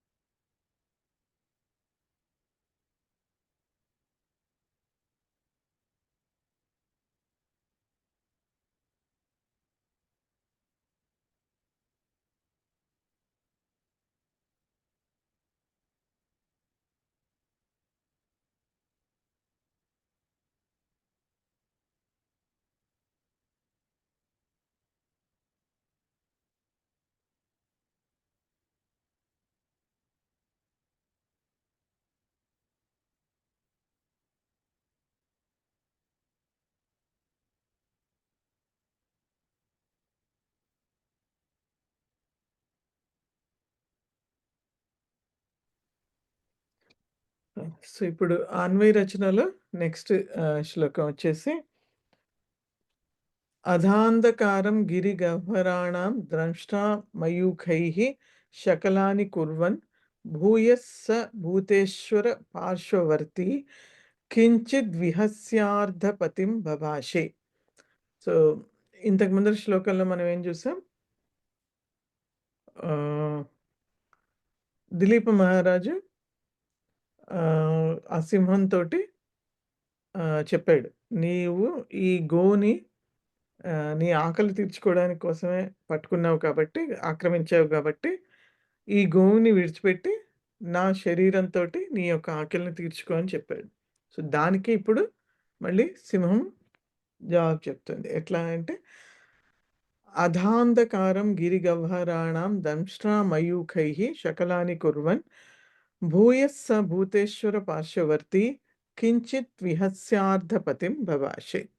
సో, పద విభాగం చూస్తే అథ అంధకారం గిరిగహ్వరాణాం దంష్ట్రా మయూఖైః శకలాని కుర్వన్ భూయః సహ, ఇక్కడ విసర్గలోపం, భూతేశ్వర పార్శ్వవర్తి, ఇది ఒక పదం, భూతేశ్వర పార్శ్వవర్తి, కించిత్ విహస్య.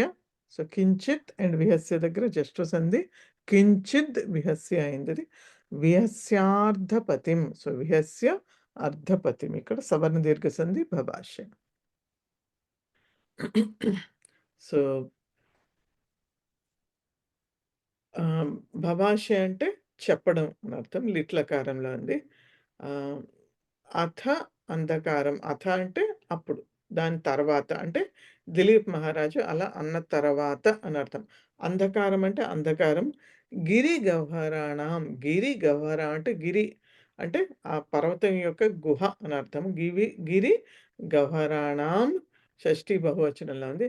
దంష్ట్రా మయూఖైః, దంష్ట్రాలు అంటే పళ్ళు, పళ్ళ యొక్క, మయూఖైః అంటే ఇక్కడ కూడా మయూఖై అంటే రేస్ అని అర్థం. సో, నవ్వినప్పుడు పళ్ళు కనిపించినప్పుడు వాటి యొక్క ఏదైతే దాని నుంచి వచ్చేటటువంటి లైట్ ఏదైతే ఉంటుందో ఆ లైట్ తోటి, ఆ రేస్ తోటి అని అర్థం. దంష్ట్రా మయూఖైః శకలాని కుర్వన్. శకలాని అంటే ముక్కలు చేయడం. దేన్ని ముక్కలు చేస్తుంది? అంధకారం శకలాని కుర్వన్ అంటే అంధకారాన్ని ముక్కలు చేస్తున్నాయి. దేనితోటి? దంష్ట్రా మయూఖైః, ఆ పళ్ళ యొక్క ఏవైతే కాంతి ఉందో దాంతోటి ఆ అంధకారాన్ని శకలాని కుర్వన్ అంటే ముక్కలు చేయడం. భూయః అంటే అగైన్, మళ్ళీ అని అర్థం. సహ అంటే ఇక్కడ సింహః. భూతేశ్వర పార్శ్వవర్తి అంటే భూతేశ్వరుడు అంటే ఎవరు? శివుడు. భూతానాం ఈశ్వరః భూతేశ్వరః, పార్శ్వవర్తి అంటే ఆయన పార్శ్వం అంటే దగ్గరగా ఉండడం, వర్తి అంటే ఉండడం. సో, ఈశ్వరుడికి దగ్గరగా ఉండేటటువంటి వాడు అంటే ఈశ్వరుడి యొక్క సేవకుడు అని అర్థం ఇక్కడ. భూతేశ్వర పార్శ్వవర్తి అంటే సింహం అని. సో, ఇది సహకి విశేషణ పదము. సో, కించిత్ అంటే కొంచెంగా, విహస్య అంటే నవ్వి అని అర్థం. సో, విహస్య అర్ధపతిం, అర్ధపతిం అంటే ఇక్కడ రాజు. ఓకే. సో, జనాల యొక్క రాజు అయినటువంటి ఆ దిలీపం బభాషే మాట్లాడింది అని అర్థం. ఓకే. సో, పదాల యొక్క అర్థం తర్వాత అన్వయం చూద్దాం. ఇక్కడ దంష్ట్రా అంటే కూరలా అండి, పళ్ళే అండి? యాక్చువల్‌గా దంష్ట్రా అంటే 2 అర్థాలే వస్తాయండి. కూరలోనే వస్తాయి, లేకపోతే ఇక్కడ మాత్రం పళ్ళు అండి. సింహానికి కూరలు ఉండవు కదా, పళ్ళే కదా. సో, పళ్ళు అని తీసుకో. ఓకే. సో, అన్వయం తీసుకుంటే అథ భూతేశ్వర పార్శ్వవర్తి సహ గిరిగహ్వరాణాం అంధకారం దంష్ట్రా మయూఖైః శకలాని కుర్వన్ కించిత్ విహస్య అర్ధపతిం భూయః బభాషే. సో, అథ భూతేశ్వర పార్శ్వవర్తి సహ. సో, అప్పుడు ఆ శివుడి యొక్క కింకరుడు, లేకపోతే శివుడి యొక్క సేవకుడైనటువంటి ఆ సింహం, సింహము గిరి గహ్వరాణం అంటే ఆ గుహ యొక్క, పర్వతంలోని ఆ గుహ యొక్క అంధకారాన్ని దంష్ట్రా మయూఖైః తన పళ్ళతోటి పళ్ళ యొక్క కాంతితోటి శకలాని కుర్వన్ అంటే ముక్కలు చేస్తూ కించిత్ విహస్య కొంచెం నవ్వి అర్ధపతిం దిలీపుడితోటి భూయ భవాష మళ్ళీ మాట్లాడింది అని. తాత్పర్యం వచ్చి దిలీప యథా మదీయం జీవం దత్వా ధేనుం రక్షామి ఇది సూచితవాన్. ఎప్పుడైతే ఆ దిలీపుడు నా ఈ దేహంతో నీ యొక్క ఆకలిని తీర్చుకో, నా దేహాన్ని సమర్పిస్తాను అని చెప్పినప్పుడు, సూచించినప్పుడు తదా తస్య వచనం శ్రుత్వా సింహ ఆహసత్. అది విని సింహము కొంచెం నవ్వింది. ఆ నవ్వుతోటి ఏమైంది? యదా సహసితవాన్ తదా తస్య దంష్ట్రాణం ప్రభ ప్రసూత అభవత్. ఎప్పుడైతే అది నవ్విందో కొంచెం అప్పుడు దాని యొక్క పళ్ళు నవ్వినప్పుడు పళ్ళు కనిపిస్తాయి కదా, ఆ పళ్ళు కనిపించినప్పుడు దాని యొక్క ఆభ అంటే అయితే ప్రభ అంటే కాంతి అని అర్థం. ప్రసూత అభవత్ అది ప్రసరించింది. సా ప్రభ గిరేహ గుహానాం అంధకారం సర్వం కుర్వతి ఇవ భాసతే స్మ. సో అది ఎలా ఉంది అంటే ఆ కొండ యొక్క గుహలోని అంధకారాన్ని మొత్తాన్ని చూర్ణం చేస్తున్నట్టు, అంధకారం విడిపోయినట్టుగా ముక్కలు చేస్తున్నట్టుగా కనిపిస్తుంది. భాసతే అంటే అనిపిస్తోంది అని. తత సింహ కించిత్ హసిత్వ ఉక్తవాన్. అప్పుడు ఇంకొంచెం నవ్వి అది మళ్ళీ ఇలా అంటుంది అని అర్థం. సో అన్వయ రచన చాలా స్ట్రైట్ ఫార్వర్డ్, సింపుల్. భభాషే అన్నది క్రియాపదం. ఉక్తవాన్ కహ భభాషే ఎవరు మాట్లాడారు? సహ ఉక్తవాన్. కీదృశ సహ అతను ఎటువంటి వాడు అంటే భూతేశ్వర పార్శ్వవర్తి అని. ఓకే. పునః కీదృశ మళ్ళీ ఎటువంటి వాడు అతను అంటే కుర్వన్ అంటే చేస్తూ. సో కుర్వన్ అన్నది శత్రు ప్రత్యాంత పుల్లింగం ఏకవచనం. సో చేస్తూ. కిం కుర్వన్ ఏం చేస్తూ? శకలాని కుర్వన్ ముక్కలు చేస్తూ అని అర్థం. కం శకలాని. సో కుర్వన్కి కర్మపదం వచ్చేసి ఇప్పుడు అంధకారం. దేన్ని చేస్తూ అంటే కం శకలాని కుర్వన్ అంటే అంధకారం శకల. సో అంధకారం దేని యొక్క అంధకారం? కేశాం అంధకారం అంటే గిరి గవారాణం అంధకారం. కైహి కుర్వన్ దేంతోటి చేస్తూ? దంష్ట్రామయూకైహి అంటే వాటి యొక్క పళ్ళతోటి అని. కిం కృత్వా భవాషే మళ్ళీ ఏం మాట్లాడి నవ్వింది, ఏం చేసి మాట్లాడింది అంటే విహస్య నవ్వి అని. కథం విహస్య ఎంత అంటే ఎంత నవ్వింది అని, ఎలా అని? కించిత్ కొంచెంగా నవ్వింది. కదా భభాష ఎప్పుడు అంటే భూయ మళ్ళీ అని అర్థం. కం ఉద్దేశ్య భభాషే ఎవరిని ఉద్దేశించి మాట్లాడింది అంటే అప్పుడు అర్ధపతిని భభాష.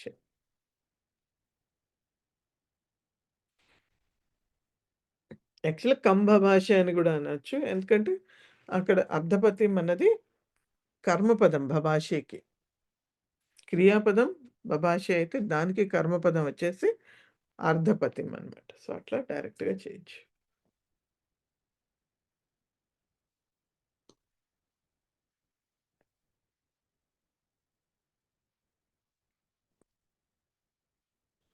సో పద వివరణ. అర్థ అన్నది అవ్యయము. అంధకారం అన్నది పుల్లింగం ద్వితీయ ఏకవచనం. గిరి గౌహరాణం అన్నది అకారాంత. గిరి గౌహర పదము నపుంసకలింగము షష్ఠి బహువచనము. దంష్ట్రామయూఖైహి అన్నది అకారాంతము పుల్లింగము తృతీయ బహువచనము. శకలాని అన్నది అకారాంతం. శకల అన్నది అది నపుంసకలింగము ద్వితీయ బహువచనం. శకలాని కుర్వన్ కదా, సో కుర్వన్కి కర్మపదం కాబట్టి అది ద్వితీయలా ఉన్నది. ఆ తర్వాత నెక్స్ట్ పదం ఏంటి? శకలాని కుర్వన్. కుర్వన్ అన్నది కుర్వత్ శబ్దము తకారాంతము పుల్లింగము ఏకవచనం. భూయ అన్నది అవ్యయము. తర్వాత భూయ తర్వాత సహ అన్నది తెలుసు మనకి. తర్వాత భూతేశ్వర పార్శ్వవర్తి అని ఉంది కదా, అది వర్తిన్ అనేటటువంటి శబ్దము నకారాంత శబ్దము పుల్లింగము. సహకి విశేషణం కాబట్టి పుల్లింగంలోనే ఉండాలి. సో పుల్లింగము ప్రథమ ఏకవచనము. కించిత్ అవ్యయము. విహస్య అన్నది అవ్యయము లెప్పు ప్రత్యాంత వి ఉపసర్గ హస్ ధాతువు. ఆ తర్వాత అర్ధపతిం అన్నది పుల్లింగము ఇకారాంత. పతి ఉంది కదా ఇకారాంతము ద్వితీయ ఏకవచనము. తర్వాత భభాషే అన్నది ఉంది కదా, సో అది వచ్చేసి భాష ధాతువు ఆత్మనేపది అది. భూతకాలంలో ఉంది. లిట్లకారం. పరోక్ష భూతకాలం అది. అండ్ ప్రథమ ఏకవచనంలో ఉంది. సమాసం వచ్చి గిరి గహ్వరాణం అన్నది గిరేహే గహ్వరాణి అంటే పర్వతం యొక్క గుహలు అని అర్థం. గిరి గహ్వరాణి శ్లోకంలో అది గిరి గహ్వరాణం అని ఉంది కాబట్టి తేషాం షష్ఠి బహువచనంలో ఉంది. షష్ఠి తత్పురుష సమాసం. తర్వాత దంష్ట్రా మయూఖైః అన్నది దంష్ట్రానాం మయూఖాః. సో పళ్ళ యొక్క కిరణాలు అని అర్థం. కాబట్టి దంష్ట్రానాం మయూఖాః. శ్లోకంలో మయూఖైః అని తైః అని దాన్ని సూచించారు. షష్ఠి తత్పురుష సమాసం.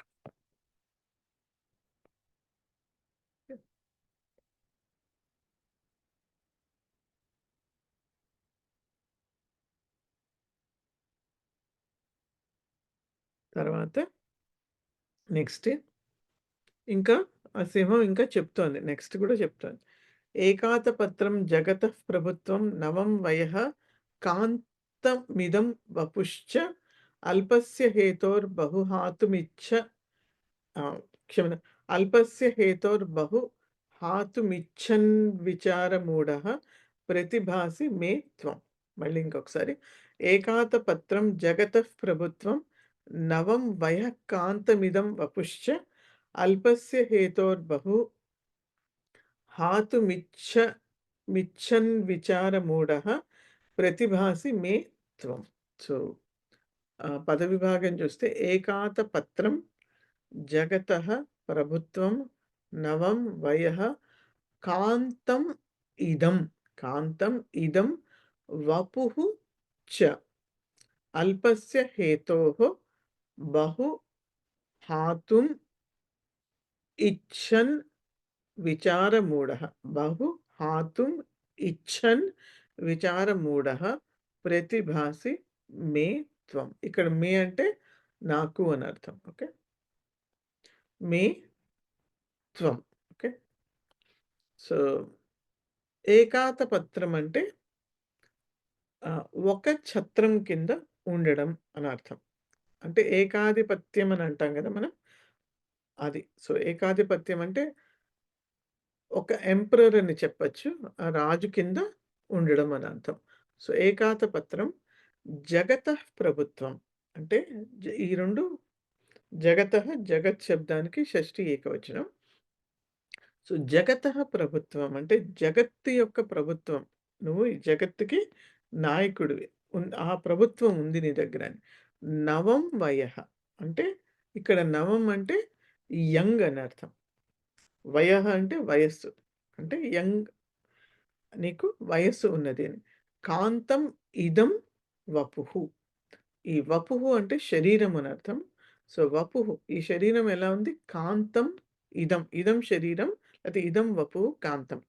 సో ఈ శరీరం నీది ఎలా ఉంది? చాలా కాంతంగా ఉన్నది, అంటే చాలా మెరుస్తూ ఉన్నది అన్నటువంటి అర్థంతో. అల్పస్య హేతోః. అల్పస్య హేతోః అంటే ఇక్కడ అల్పస్య అంటే దేని గురించి చెప్తున్నా అంటే జస్ట్ ఈ ఒక్క గోవుని రక్షించడం కోసము, ఆ ధేనువుని రక్షించడం అనేటటువంటి ఏదైతే కారణం ఉందో అది చాలా అల్పము అని చెప్తుంది. అల్పస్య హేతోః ఈ అల్పమైనటువంటి కారణం కోసం బహుహాతం ఇచ్చన్. సో బహుహాతుం ఇచ్చన్ అంటే ఒక్క ధేనువుని రక్షించడం కోసం నువ్వేమేంటి విడిచిపెడుతున్నావు అంటే ఏకత్వాన్ని, అంటే ఏకాతపత్రం అన్నది కదా, ఏకత్వాన్ని, అలాగే జగతః ప్రభుత్వం, జగత్తు యొక్క ప్రభుత్వాన్ని, నవవయం అంటే యంగ్ ఏజ్‌ని, చాలా చిన్న వయసుని, అలాగే ఇలా ఇంతటి అద్భుతమైనటువంటి శరీరాన్ని కూడా నువ్వు విడిచిపెట్టడానికి, హాతుం అంటే విడిచిపెట్టడానికి ఇష్టపడుతున్నావు. సో నువ్వు నాకు ఎలా కనిపిస్తున్నావు? విచారమూఢః అంటే నీకు ఆలోచన లేనటువంటి వాడిగా నాకు, విచారే మూఢః అంటే విచారంలో మూఢుడవైనటువంటి వాడిగా, ప్రతిభాసి మే త్వం నువ్వు నాకు ఎలా కనిపిస్తున్నావు? ప్రతిభాసి అంటే కనిపిస్తున్నావు అని. You seem to me like that అని. సో, ఎలా కనిపిస్తున్నావు? విచారం లేనటువంటి వాడిలాగా కనిపిస్తున్నావు అని చెప్తాను. ఓకే. సో, పద విభాగము, పదం యొక్క అర్థం చూసిన తర్వాత అన్వయం చూస్తాం. ఏకాతపత్రం జగతః ప్రభుత్వం నవం వయః ఇదం కాంతం వపుః చ తవ అస్తి. నీ దగ్గర ఇవన్నీ కూడా ఇవన్నీ నీ యొక్క సొంతం. నీ దగ్గర ఉన్నటువంటివి. సో, నువ్వేం చేస్తున్నావు? అల్పస్య హేతోః చాలా చిన్న కారణమైనటువంటి దానికోసం బహుహాతుం ఇచ్చన్ చాలా ఎక్కువ వదులుకోవడానికి నువ్వు ఇష్టపడుతూ ఉన్నటువంటి వాడివి ఎలా నాకు కనిపిస్తున్నావు? త్వం మే విచారమూఢః ప్రతిభాసి. నువ్వు నాకు చాలా ఆలోచన లేనటువంటి వాడిలాగా కనిపిస్తున్నావు అని చెప్తాను. సో, తాత్పర్యం రాజన్ త్వం విచారం కర్తుం అసమర్థః. నువ్వు విచారం చెయ్యొద్దు. నువ్వు విచారం చేయడానికి తగినటువంటి వాడివి కాదు. మూఢః ఇవ ఆచరసి. మూఢుడిలాగా నువ్వు ఆచరిస్తున్నావు. యతః హి త్వం లఘుభూతాయాః ధేనోః కారణాత్ ఆత్మనః శరీరం, రాజ్యం, సంపత్, ప్రభుత్వం ఇత్యాదికం సర్వం త్యక్తుం ఇచ్చసి కిల. నువ్వు ఒక చిన్న ధేనువు కోసం, చిన్న ధేనువుని రక్షించడం అనే కారణం చేత నీ యొక్క శరీరాన్ని, నీ యొక్క రాజ్యాన్ని, సంపత్తిని, ప్రభుత్వాన్ని వీటన్నిటిని నువ్వు వదులుకోవడానికి ఇష్టపడుతున్నావు. అతః త్వం మూఢః ఇతి మే భాతి. నువ్వు నాకు మూఢుడిలాగా కనిపిస్తున్నావు అని చెప్తాను. సో, ఆ తర్వాత అన్వయ రచన అస్థి. మన ఫస్ట్ ఉన్నాయి కదా, ఏకాతపత్రం జగతః ప్రభుత్వం నయం వయః కాంతం ఇదం వపు. వీటన్నిటికీ అస్థి నీ దగ్గర ఉంది అని చెప్తున్నాం కాబట్టి అస్థి అని అధ్యాహారం చేస్తున్నాం. సో, అస్థి కిం అస్థి? ప్రభుత్వం అస్థి అంటే స్వామిత్వం అని అర్థం. కీదృశం ప్రభుత్వం? ఏకాతపత్రం. సో, ఏకాతపత్రం అంటే ఒకే ఛత్రం కింద ఉండడం అనేటటువంటిది నీ దగ్గర ఉన్నది. కస్య ప్రభుత్వం? సో, కాబట్టి ఇక్కడ ఏకాతపత్రం అన్నది ప్రభుత్వానికి విశేషణంగా తీసుకున్నాం. సో, దేని యొక్క ప్రభుత్వం ఉంది నీ దగ్గర? జగత ప్రభుత్వం. జగత్తు యొక్క ప్రభుత్వం ఉన్నది. పునః కిం అస్తి? మళ్ళీ ఏముంది? వయః ఉంది, వయస్సు ఉంది. సో, ఆ వయస్సు ఎటువంటిది? కీదృశం వయః. సో, వయః అన్నది నపుంసకలింగం కాబట్టి కీదృశం అని వాడాం. సో, కీదృశం వయః నవం వయః. మళ్ళీ ఏముంది? పునః కిం అస్తి? పునః వపుః అస్తి. సో, వపుః అన్నది వపుస్ శబ్దము. సో, అది కూడా నపుంసకలింగం. సో, వపుః అస్తి. కీదృశం వపుః? ఎటువంటి వపుః అది? ఇదం, ఇటువంటి. మళ్ళీ పునః కీదృశం? కాంతం అని అర్థం. ఓకే. సో, ప్రతిభాసి అన్నది రెండో క్రియాపదం. సో, ప్రతిభాసి అంటే మధ్యమ పురుష ఏకవచనంలో ఉంది అది. సో, ప్రతిభాసి లక్ష్యసే కనిపిస్తున్నావు అని. కహ ఎవరు అలా కనిపిస్తున్నారు అంటే త్వం నీవు నాకు అలా కనిపిస్తున్నావు. కీదృశః ప్రతిభాసి ఎలా కనిపిస్తున్నావు అంటే విచారమూఢః. కస్మై ప్రతిభాసి ఎవరి కోసం అలా కనిపిస్తున్నావు అంటే నాకు అలా కనిపిస్తాను, నా కోసం. సో, చతుర్థిలో ఉంది. సో, కాబట్టి కస్మై ప్రతిభాసి. మే అన్నది మనకి చతుర్థిలోనూ వస్తుంది, షష్ఠిలోనే వస్తుంది కాబట్టి ఇక్కడ చతుర్థి తీసుకోవడం జరిగింది. సో, మహ్యం ప్రతిభాసి నాకు అలా కనిపిస్తాను. కథం భూతః త్వం? నువ్వు ఎలా ఉన్నావు? ఎలాంటి వాడివై ఉన్నావు? కథం సన్ అంటే ఇచ్చన్. ఇచ్చన్ అన్నది కూడా మనకి శత్రు ప్రత్యయంత కాబట్టి ఇచ్చన్. కథం భూతః కిం కర్తుం ఇచ్చన్? ఏం చేయడానికి నువ్వు ఇష్టపడుతూ ఉన్నావు అంటే హాతుం వదులుకోవడానికి, త్యక్తుం అని. కిం హాతుం? ఏం వదులుకోవడానికి? బహు. సో, కస్య హేతో? ఎవరి కోసం అంటే అల్పస్య హేతో. సో, సో ఏకాతపత్రానికి ఏంటంటే ఏక ఆతప త్రం. త్రం అంటే రక్షించడం అని. సో, ఏక అంటే ఒకటి, ఆతప అంటే యాక్చువల్‌గా ఎండ నుంచి కాపాడేటటువంటిది ఒకటి అని అర్థము. సో, అది ఇక్కడ ఏకాతపత్రం అంటే అర్థం ఒక ఛత్రము కింద. అందుకే ఛత్రం అని వాడామన్నమాట. ఒక ఛత్రం కింద అని అర్థం. సో, ఏకాతపత్రం అన్నదానికి అకారాంత ఏకాతపత్రం అది నపుంసకలింగము. ప్రథమ ఏకవచనంలో ఉంది. అలాగే జగతః అన్నది తకారాంతము, షష్ఠి ఏకవచనం నపుంసకలింగం. ప్రభుత్వం అన్నది కూడా అకారాంతము ప్రథమ ఏకవచనం అది కూడాను. అలాగే నవః అన్నది నపుంసకలింగము ప్రథమ. ఇవన్నీ కూడా మొదటి లైన్‌లో వచ్చినట్టు అన్నీ కూడా వపుస్సు వరకు కూడా అన్నీ ప్రథమ ఏకవచనంలోనే నపుంసకలింగంలోనే ఉన్నాయి. తర్వాత అన్నది అవ్యయము. అల్పస్య అన్నది షష్ఠి ఏకవచనంలో ఉంది పుల్లింగము. హేతోః అన్నది హేతు ఉకారాంత పదము హేతు పుల్లింగము షష్ఠి ఏకవచనంలో ఉంది. బహు అన్నది యాక్చువల్‌గా విశేషణం అది. బహు హాతుం బహు అన్నది విశేషణము ఉకారాంతము నపుంసకలింగము ద్వితీయ ఏకవచనంలో ఉంది. హాతుం అన్నది అవ్యయము. హా ధాతువు తుమున్ ప్రత్యయాంత హాతుం అన్నది. సో ఇచ్చత్ అన్నది తకారాంతము శత్రు ప్రత్యయాంత అది పుల్లింగము ఏకవచనంలో ఉంది. ఈష్ ధాతు. విచారమూఢః అన్నది ప్రథమ ఏకవచనంలో ఉంది పుల్లింగము. ఆ తర్వాత ప్రతిభాసి అన్నది ప్రతి అన్నది ఉపసర్గ భా ధాతువు సి అని ఉంది కాబట్టి అది మధ్యమ పురుష ఏకవచనము లట్లకారంలో ఉంది. ఆ తర్వాత మే అన్నది షష్ఠిలో ఉంది త్రిలింగకః అస్మత్ శబ్దము ఏకవచనం. షష్ఠి కాదు చతుర్థిలో ఉంది సారీ. బుక్‌లో షష్ఠి అని ఇచ్చారు. చతుర్థి యాక్చువల్‌గా అది. ఆ తర్వాత త్వం అనేది యుష్మత్ శబ్దము త్రిలింగక ప్రథమ ఏకవచనంలో.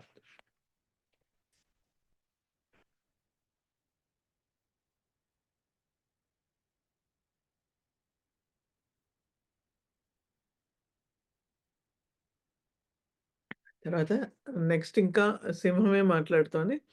భూతానుకంప తవ చేదియం గౌరేక భవేత్ స్వస్తిమతి త్వదంతే జీవన్ పునః శశ్వత్ ఉపప్లవేభ్యః ప్లవేభ్య ప్రజానాథ పితేవ పాసి.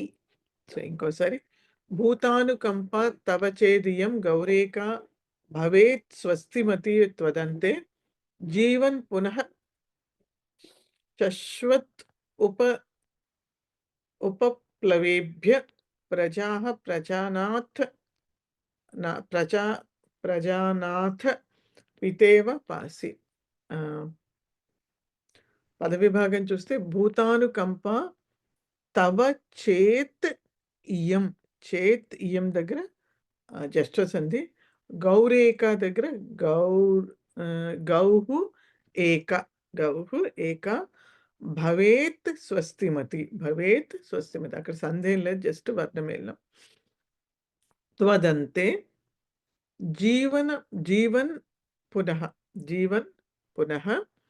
శశ్వత్ ఉపప్లవేభ్యః ప్రజానాథ పితా ఇవ పాసి.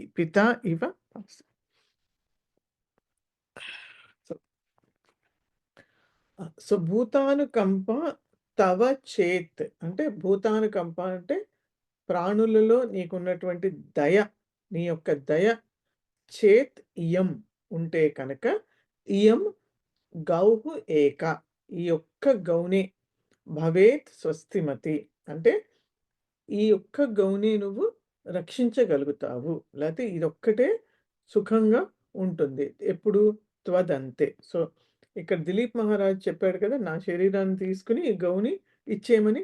అందుకని ఏం చెప్తోందంటే నువ్వు గనక నీ శరీరాన్ని త్వదంతే అంటే నీ శరీరం యొక్క అంతం తర్వాత గనక నేను గనక నిన్ను తినేసి ఈ గౌని వదిలేస్తే గనక ఈ గౌ ఒక్కటే రక్షింపబడుతుంది. గౌహు ఏకా భవేత్ స్వస్తిమతి. ఈ గో ఒక్కటే సుఖంగా సురక్షితంగా ఉంటుంది. కానీ జీవన్ పునః ఒకవేళ కనుక జీవితం ఉంటే గనక శశ్వత్ అంటే శాశ్వతంగా ఉపప్లవేభ్యః ప్రజాః. సో నువ్వు ఏం చేస్తావు, నీ ప్రజల్ని, ఇక్కడ ప్రజా అంటే ప్రజల్ని, నీ ప్రజల్ని ఉపప్లవేభ్యః అంటే కష్టాల నుంచి శాశ్వతంగా పితా ఏవ పాసి అంటే తండ్రిలాగా నువ్వు. పా అంటే ఇక్కడ పాకి 2 అర్థాలున్నాయి. పా ధాతువుకి ఒకటి పిబతి తాగడం అని, ఇంకోటి రక్షించడం అని. సో, ఇక్కడ పా ధాతువుకి రక్షించడం అనే అర్థం కాబట్టి పితా ఏవ పాసి అంటే నువ్వు తండ్రిలాగా వారిని ఎప్పటికి శాశ్వతంగా వారిని కష్టాల నుంచి రక్షించగలుగుతావు అని చెప్తున్నాడు. కాబట్టి నీకు భూతదయ ఉంది. దానివల్ల నువ్వు ఒక్క గోవుని మాత్రమే రక్షించగలుగుతావు. నీ శరీరం అంతమైన తర్వాత. ఒకవేళ గనుక నువ్వు అలా కాకుండా ఈ గోవుని నాకు వదిలేసి నువ్వు గనక జీవించి ఉంటే గనక శాశ్వతంగా నీ యొక్క ప్రజల్ని నువ్వు ఎప్పటికీ కూడా ఒక తండ్రిలాగా కాపాడుతూ ఉండగలుగుతావని చెప్తుండనమాట. అది అర్థము. ఆ తర్వాత అన్వయం వచ్చి తవ భూతానుకంప అస్తి చేత్ త్వదంతే ఇయం ఏకా గౌః స్వస్తిమతి భవేత్ ప్రజానాథ. సో, అది ప్రజానాథ అన్నది సంబోధన. జీవన్ పునః జీవితం ఉంటే గనక పితా ఇవ ప్రజాః శశ్వత్ ఉపప్లవేభ్యః పాసి. నువ్వు తండ్రిలాగా వీరిని ప్రజల్ని రక్షించవచ్చు. తాత్పర్యం హే రాజన్ యది త్వం భూతదయాం ప్రదర్శ్య ధేనుం రక్షితుం ప్రయత్నం కరోషి తర్హి సహ ప్రయత్నః అపి యుక్తిహీనః. సో, నువ్వు ఈ గో ఒక్కదాన్నే రక్షించడం అన్నది తెలియలేనటువంటి పని అని. యది త్వం ఆత్మానః జీవం దత్వా ధేనుం రక్షసి తర్హి తవ మరణాంతరం ఇయం ఏకా గౌః క్షేమేణ జీవతి. నువ్వు ఈ గోవుని రక్షిస్తే ఈ యొక్క గోవు మాత్రమే క్షేమంగా ఉంటుంది అని. యది త్వం జీవసి తర్హి అనేకాః ప్రజాః రక్షసి. నువ్వు జీవించి ఉంటే గనక అనేకమైనటువంటి ప్రజలు రక్షింపబడతారు అని. స్వకీయ ప్రాణైః ఏకస్యాః ధేనోః రక్షణం ఉచితం ఉత జీవతా త్వయ కోటిశః జనానాం రక్షణం ఉచితం. సో, ఇప్పుడు అడుగుతాను, నీ ప్రాణంతోటి ఒక ధేనుని రక్షించడం సరి అయిన పనా? లేక నువ్వు జీవించి ఉంటే గనక 1,000,000 మంది జనాల్ని రక్షించడం ఉచితమా అని. అత్ర యుక్తం కిం. ఇక్కడ సరి అయినటువంటి పద్ధతి ఏది అని అడుగుతాను. త్వమేవ చింతయ. నీవే ఆలోచించుకోవాలి. సో, అన్వయ రచన వచ్చి ఇక్కడ భూతానుకంప అస్తి అని మొదటి వాక్యం కాబట్టి తవ భూతానుకంప అస్తి అన్నది మొదటి అన్వయ వాక్యం చూస్తే గనక. కాబట్టి దానికి అస్తి అని అధ్యాహారం చేస్తే గనక అస్తి చేత్ అంటే భూతానుకంప అస్తి చేత్ అని. కా అస్తి చేత్ అంటే భూతానుకంప అస్తి చేత్. కస్య భూతానుకంప ఎవరి యొక్క భూతానుకంప అంటే తవ నీ యొక్క అని. ఆ తర్వాత నెక్స్ట్ భవేత్ స్వస్తిమతి అని ఉంది కదా, అక్కడ భవేత్ అన్నది క్రియాపదం.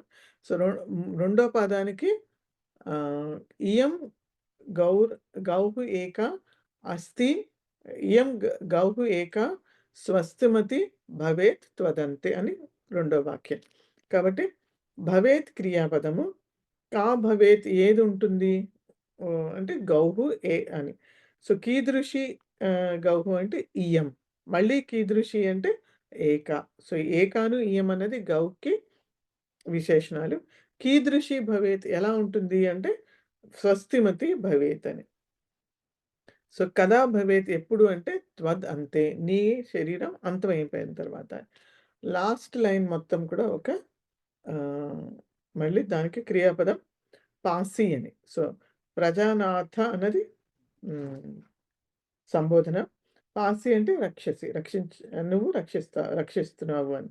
కహ ఎవరు అంటే త్వం. ఇక్కడ త్వం అన్నది మనం అధ్యాహారం చేసుకోవాలి. కీదృశః త్వం నువ్వు ఎలాంటి వాడివి అంటే జీవన్ జీవించి ఉంటే గనక అని అర్థం.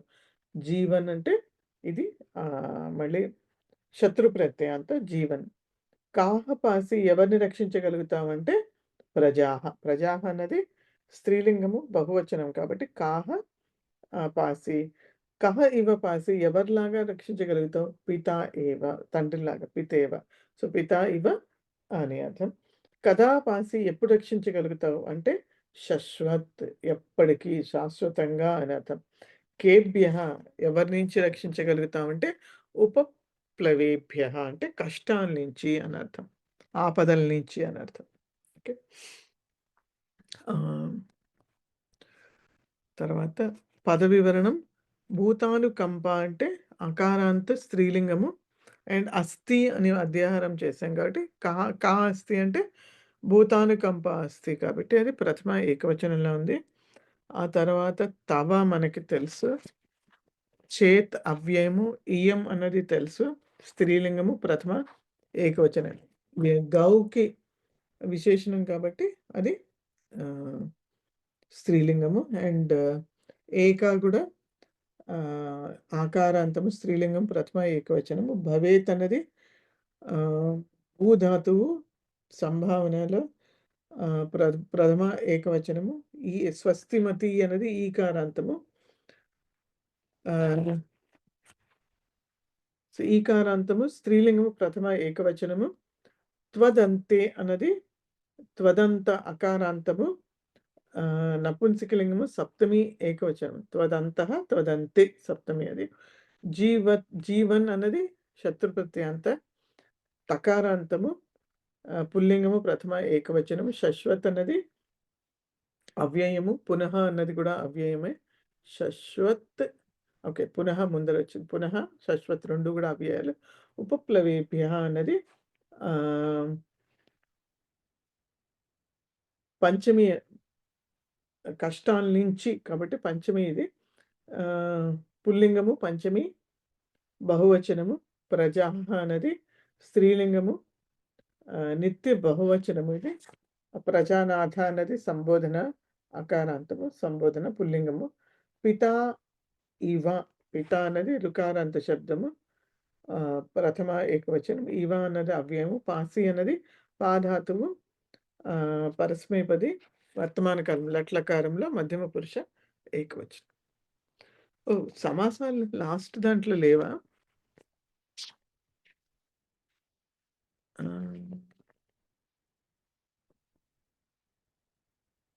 ఓకే ఓకే, అంతకు ముందర శ్లోకంలో ఏకాతపత్రం దగ్గర ఉన్నాయి, స్కిప్ అయిపోయింది. ఓకే, సో ఏకం ఆతపత్రం యస్మిన్ తత్ ఏకాతపత్రం బహువ్రీహి సమాసం. ఏకం ఆతపత్రం యస్య అని రావాలి, యస్మిన్ అని కాదు. యాక్చువల్గా యస్య ఎవరి దగ్గర అయితే ఒకటే ఛత్రాధిపత్యం ఉన్నదో అతను అని అర్థము. కాబట్టి ఏకాతపత్రం బహువ్రీహి సమాసము. విచారమూఢ అన్నది విచారే మూఢ సప్తమి తత్పురుష సమాసం అది. ఇప్పుడున్న శ్లోకంలో భూతానుకంప అనేది భూతేషు అనుకంప. అనుకంప అంటే దయ అని అర్థము. భూతానుకంప సప్తమి తత్పురుష సమాసము. త్వదంతే అనేది తవ అంతం. సో తవ అంతం త్వదంతం దాంట్లో సప్తమి తస్మిన్ రావాలి, త్వదంతే. సో ఎప్పుడైతే అశ్వత్ శబ్దము యుష్మత్ శబ్దంతో మనకి సమాసం వస్తుందో ప్రథమ వాడినప్పుడు తవ అన్నది షష్ఠి కదా, అశ్వత్ శబ్దానికి యుష్మత్ శబ్దానికి షష్ఠి. అప్పుడు మనకి పూర్వపదంలో ప్రాతిపదికం మనం యుష్మత్ శబ్దం తీసుకోకుండా అక్కడ త్వత్ తీసుకుంటాం, అంటే పంచమి తీసుకుంటాం. అలాగే అస్మత్ శబ్దం వాడినప్పుడు కూడా ఇప్పుడు మమ అనేదైనా మమ అంతే అని వచ్చింది అనుకోండి, అప్పుడు మమ బదులు ప్రాతిపదికం అస్మద్ అని తీసుకోకుండా మత్తః అని తీసుకుంటాం, పంచమి ఏదైతే ఉందో అది. ఓకే, సో దానికి రూల్ ఉంది కాబట్టి అలా తీసుకుంటా. సో త్వదంతే అంటే తవ అంతే. సో తవకి బదులుగా యుష్మద్ రాకుండా త్వత్ అని వస్తుంది కాబట్టి త్వదంతే అని వచ్చింది.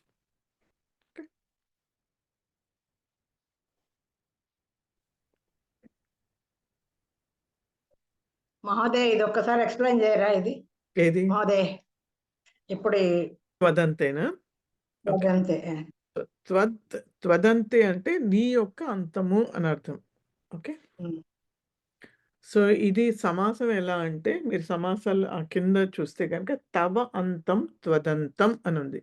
సో తవ అంతం అంటే నీ యొక్క అంతం అని అర్థం.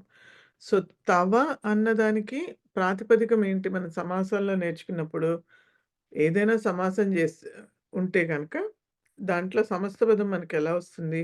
ముందు పూర్వపదము, ఉత్తర పదం యొక్క ప్రాతిపదికాలు తీసుకోవాలి. కాబట్టి పూర్వపదము తవ అని ఉంది కదా! సో, తవ యొక్క ప్రాతిపదికం ఏంటి? యుష్మత్ కదా! యుష్మద్. సో, మనం యుష్మద్ అని తీసుకోకుండా, ఆ యుష్మద్‌కి ఏకవచనంలో ఉన్నటువంటి పంచమీ విభక్తి ఏదైతే ఉందో త్వత్ అని అది తీసుకుంటాం. అప్పుడు త్వత్ అంతః. మళ్ళీ జష్ట సంధి జరుగుతుంది. త్వత్ కదా! త ఉంది కదా! ముందర అకారం ఉంది కాబట్టి త్వద్ అంత, త్వదంతం అవుతుందప్పుడు.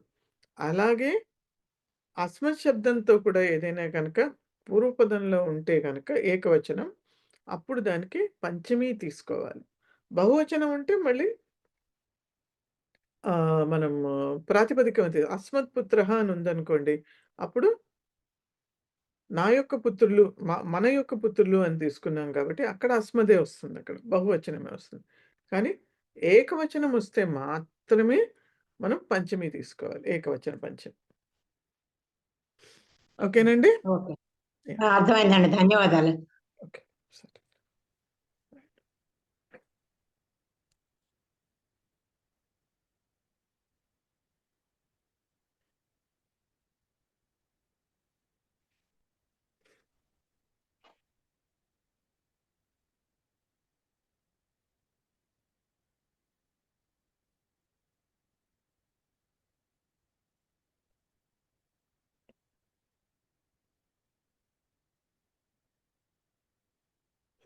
ఓకే. ఇంకేమైనా డౌట్స్ ఉన్నాయండి?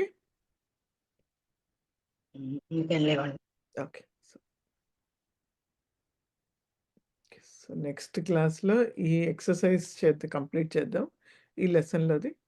ఆ తర్వాత మనం లాస్ట్ క్లాస్‌లో 4థ్ లెసన్ దగ్గర సమాసాలు ఆపేసినట్టున్నా. సో, అవి ఒకసారి కంప్లీట్ చేసేద్దాం. అన్వయ రచనలో ఉన్నటువంటి ఏవైతే శ్లోకాలవి సమాసాలవి మిగిలిపోయినాయో అవి కంప్లీట్ చేద్దాం.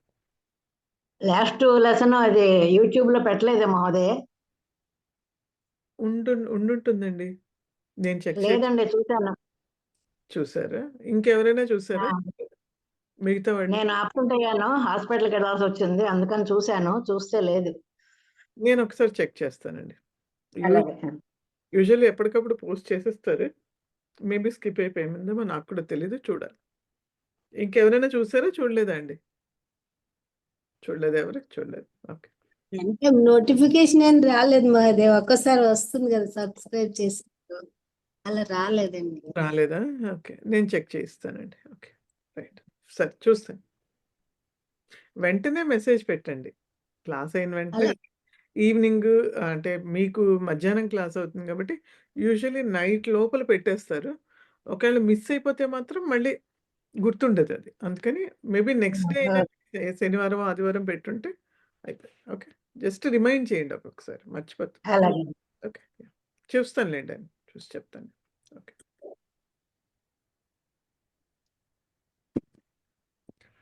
ఏకతామంత్రః. యం వైదికా మంత్రదృశః పురాణాః ఇంద్రం యమం మాతరిశ్వానమాహుః వేదాంతినో నిర్వచనీయమేకం యం బ్రహ్మశబ్దేన వినిర్దిశంతి శైవాయమీశం శివ ఇత్యవోచన్ యం వైష్ణవా విష్ణురితి స్తువంతి బుద్ధస్తదార్హన్ इति बौद्धजैनाः सच्छ्रीयकालेति च सिक्खसन्तः शास्तेति केचित् प्रकृतिः कुमारः स्वामीति मातेति पितेति भक्त्या यं प्रार्थयन्ते जगदीशितारं स एक एव प्रभुरद्वितीयः. శాంతి మంత్రం.